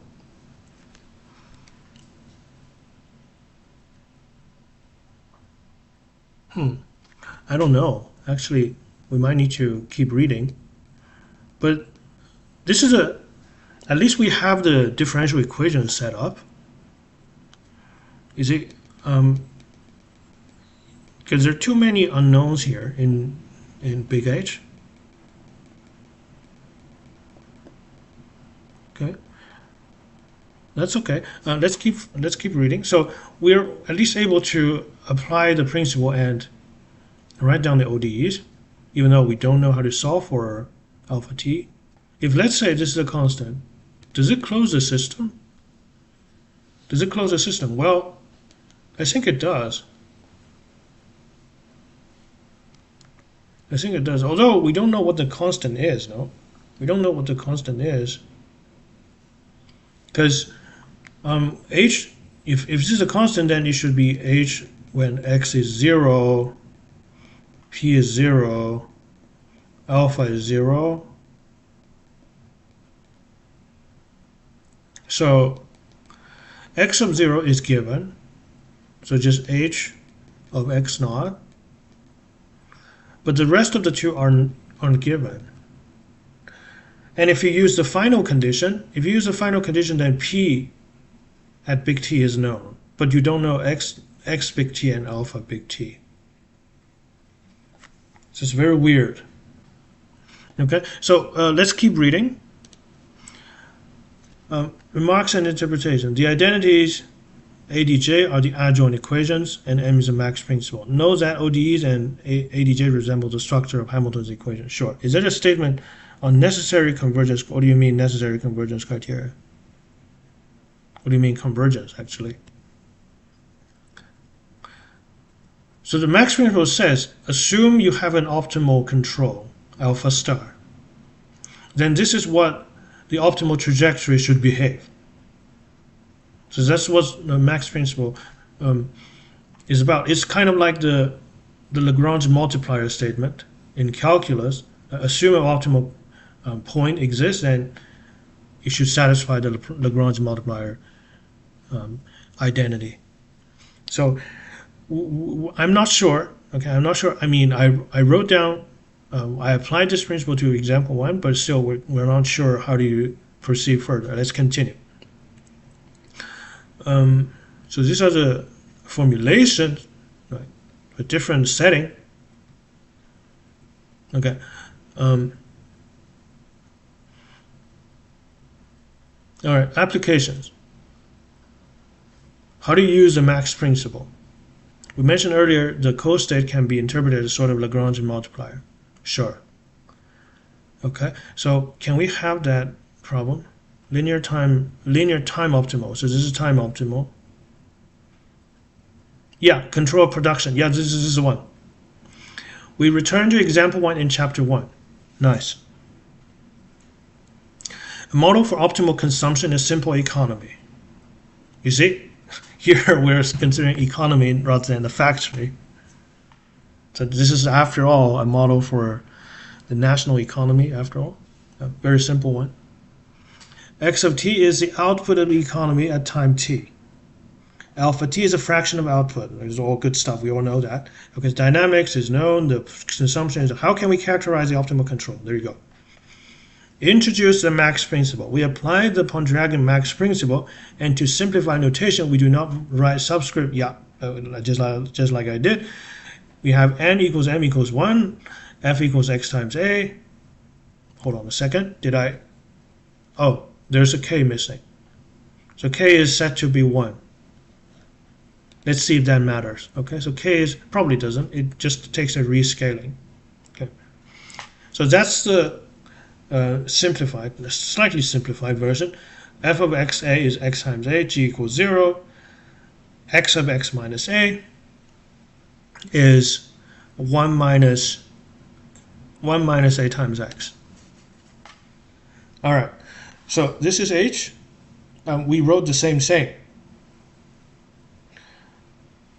It appears that we did here. It does a little bit of a manipulation. I'm not sure if that matters, but this is just algebra. The last step is just algebra. Not much to talk about. Okay, and now we can find a dynamic equation. X dot is alpha t xt. Let's actually compare with our result here.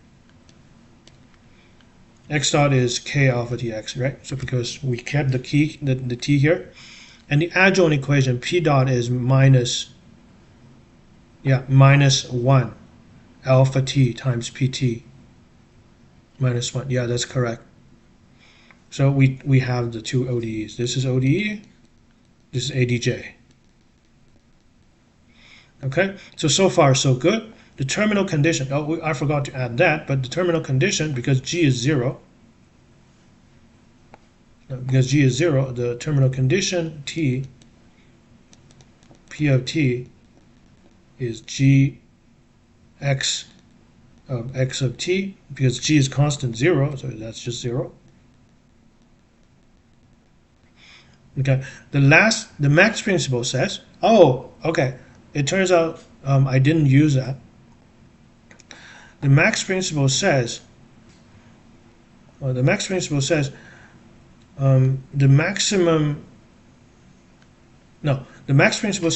the H evaluated at the optimal solution is the maximum H of, oh, I didn't use this part, perhaps that's where I got stuck. Okay, max of x and t, p of t, and alpha of t. So now what makes this so nice is that instead of solving maximization of a functional, which is very difficult, here you're just maximizing a function in a calculus sense. Right? So here, this is x of t times plus a of x and t, pt xn. I see now this is the advantage of doing this algebra. You see, I was not sure why this algebra was needed, but basically now you can see this is just a linear function in A.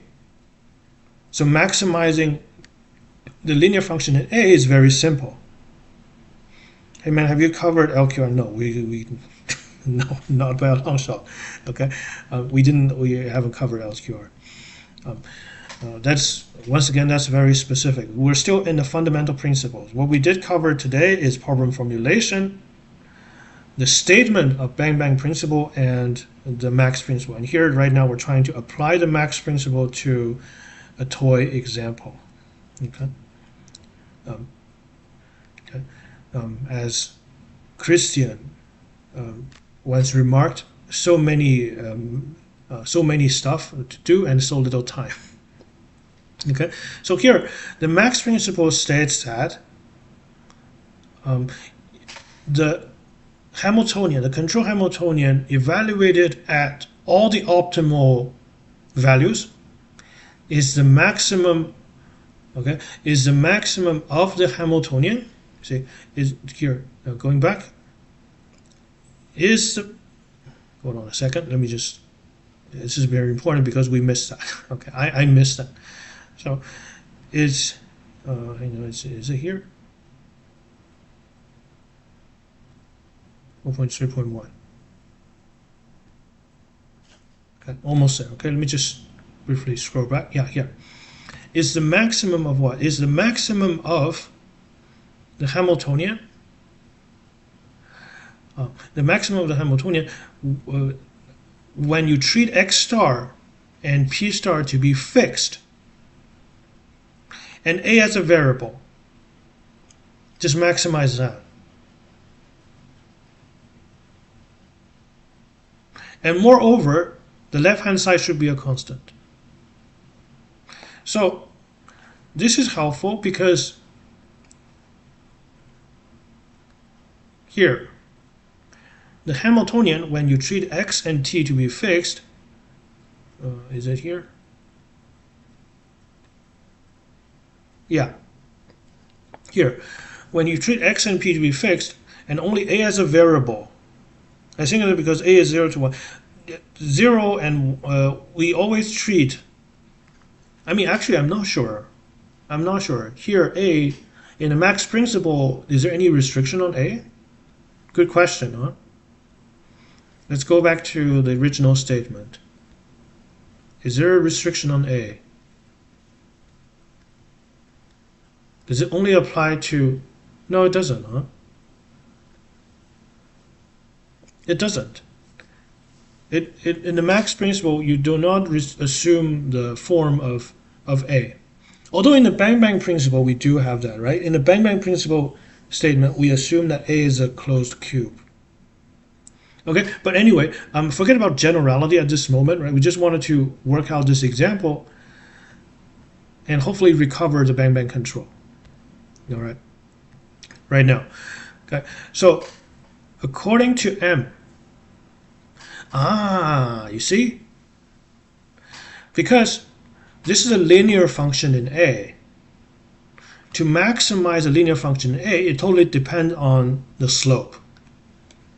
So the slope is x of t times pt minus 1. X of t is positive because that's the production level. I mean, you've been doing this for hours, you didn't feel burned out? No. Pt, I mean, I do this on my own. It's just like I introduce extra talking. So I do this on my own. If there's nobody's watching, I'll still do it. So if pt minus 1 is positive, then this is then the linear function in A is increasing. So therefore, in the case that pt being positive, alpha is 1. So that the right-hand side is maximized. And in the other case, if pt minus 1 is negative, or pt or less than or equal to 0 in that case, then we let A to be 0. Right? Because in this case, the linear function in A is decreasing, so you pick A to be as small as possible. Right? This is precisely because, Vernon, this is precisely because A is 0 and minus 1. But it does not matter, because if you take A to be any closed interval, the same argument still applies. Right? In the first case, you would pick alpha t to be the right extremum, and in the first case, you would pick alpha to be the right extremum, and in the last case, you pick the left extreme. So either way, it can only take extreme values.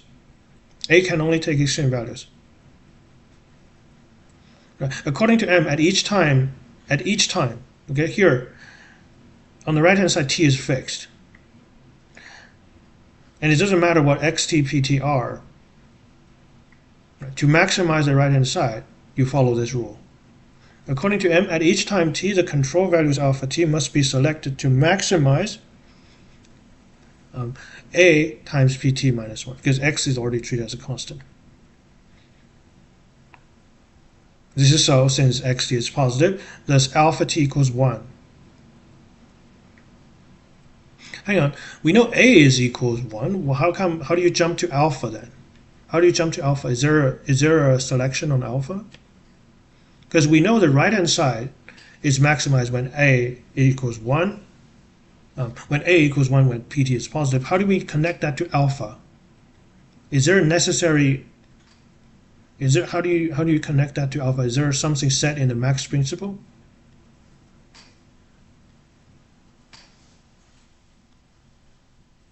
.3. Okay, assume alpha star is optimal.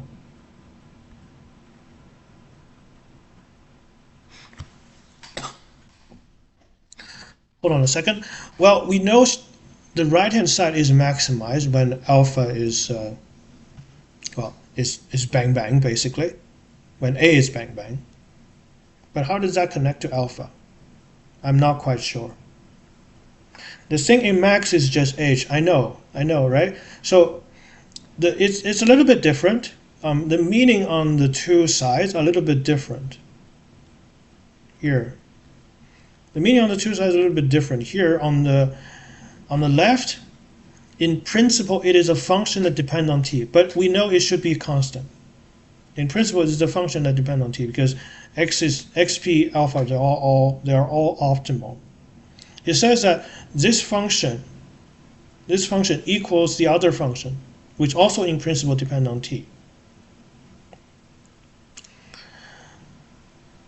Right? And it is the maximum of h evaluated at the same x and p But now the last component alpha, is treated as a free variable a, over which you maximize over a. So I'm not quite sure why this alpha t, right? Because on the right hand side, the right hand side is maximized when according to this rule, okay? According to this rule, but the left hand side is a. I don't know why that gives simply, you can simply say alpha is equal a. Looks heavy. Yeah, I know, right? So we managed to understand the right hand side. The right hand side as a function of a is indeed maximized according to this rule on the right. But why this is alpha t? I'm not quite sure. Maybe I'm missing something because we haven't followed the order, right? So we're making some progress, but this is still unclear yet. Hence, it said if we know P, then we can design the optimal control alpha. So next we must solve for the co-state P. Okay, if we just take this for granted, okay, if we just take this for granted and then we proceed further. So you got P dot, the differential equation for P. The differential equation for P and the terminal condition. We deduce by continuity. Okay, we assume P is continuous function. If it says you have to choose alpha t to, in the max principle, alpha is given. Alpha is said to be given. In the max principle, you always do that, right? So I'm not quite sure. I'm a little bit confused right now. It simply says here, where are we? In the statement of the max principle, it simply says the two functions which are in principle functions of t are the same, are the same function. The two sides are in principle in functions of t are the same. Right? So we can solve the right-hand side for sure. We can solve the right-hand side as we just did. And just by being, just because the two functions as the values of h are the same, doesn't always necessarily mean the final argument should be the same, no? You see, on the right-hand side, you see what I'm trying to say? The two h values agrees, but why should the third argument also agree? The optimal alpha satisfies that equation.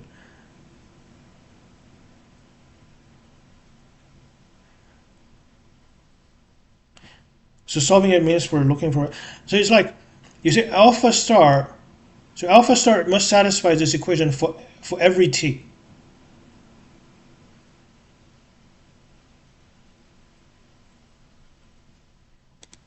For every t. When t is, consider t as fixed,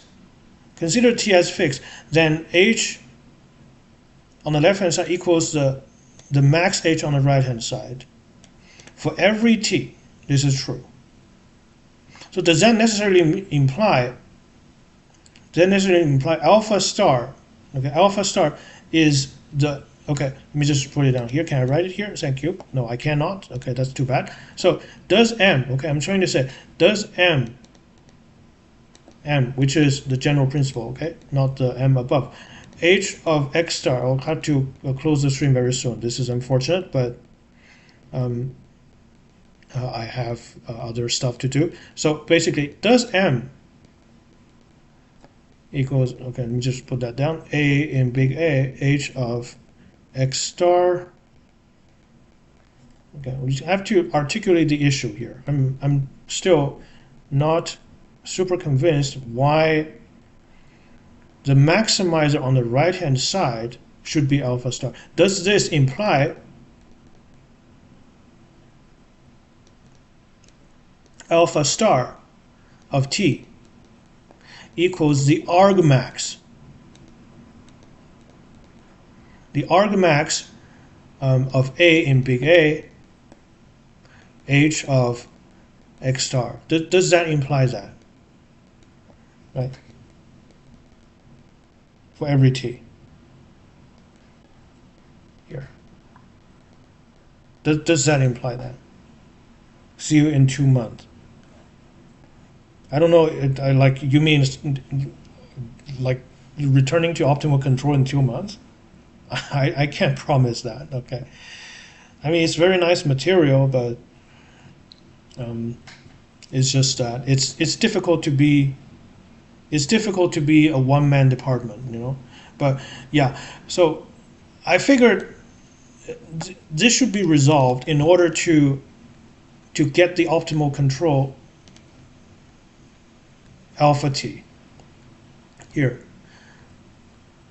Like we understood the right hand side is maximized according to this rule, no problem. But why should be the optimal control? It just I'm struggling to connect that alpha t must equal to the argmax on the right hand side. Okay, but perhaps that's a simple issue that can be resolved easily. But anyway, here you have. I'm just going to briefly walk through this. Remember the differential equation for P, the co-state. Okay, and the terminal condition. We deduce by continuity that Pt is less than or equal to 1. Because here, the differential equation, the right-hand side is negative. You know, we don't know that. At least the management don't suck. We don't know that, no? Do we? Do we have a bound for hold on a second. Okay, so for t close to big T, so big T, if you plug in big T on the right hand side, you get -1 minus alpha times minus alpha. So it's -1 plus alpha. So it's -1, my goodness. I can't write it here for some damn reason. So -1 plus alpha big T. -1 plus alpha big T, of course, is non-positive. So assuming that Pt is a continuous function, then for t sufficiently close to big T, Pt should be less than or equal to 1. Why 1? Why not 0? Well, if it's 0, then it should be close to 1. So I'm not quite sure where does this 1 come from. Thus, alpha t equals 0 for all such values of t. So this justifies the bang-bang situation. Remember, the solution, the optimal solution is like this. Remember earlier? That's the given answer there. So it should be 0 here. Once again, I'm not quite sure. Therefore, P dot of t is -1, and consequently Pt, okay, Pt is t minus big T, big T minus little t. So we have Pt equals big T minus little t so long as Pt less than or equal to 1. And this holds for this.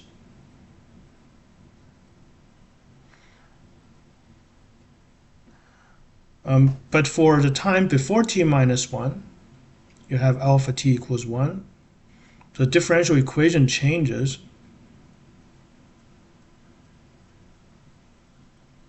Hold on a second, there's no switch. What's going on? Oh, there's no switch over this interval. The t star is big T minus 1.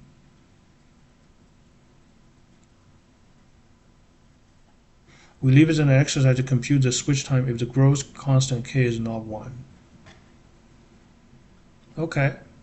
Okay, guys, I'm sorry, I couldn't justify the rest of the steps. I have to close the stream now. But hopefully we all get something useful from the stream. Thank you guys very much for joining the stream, and I'll see you next time.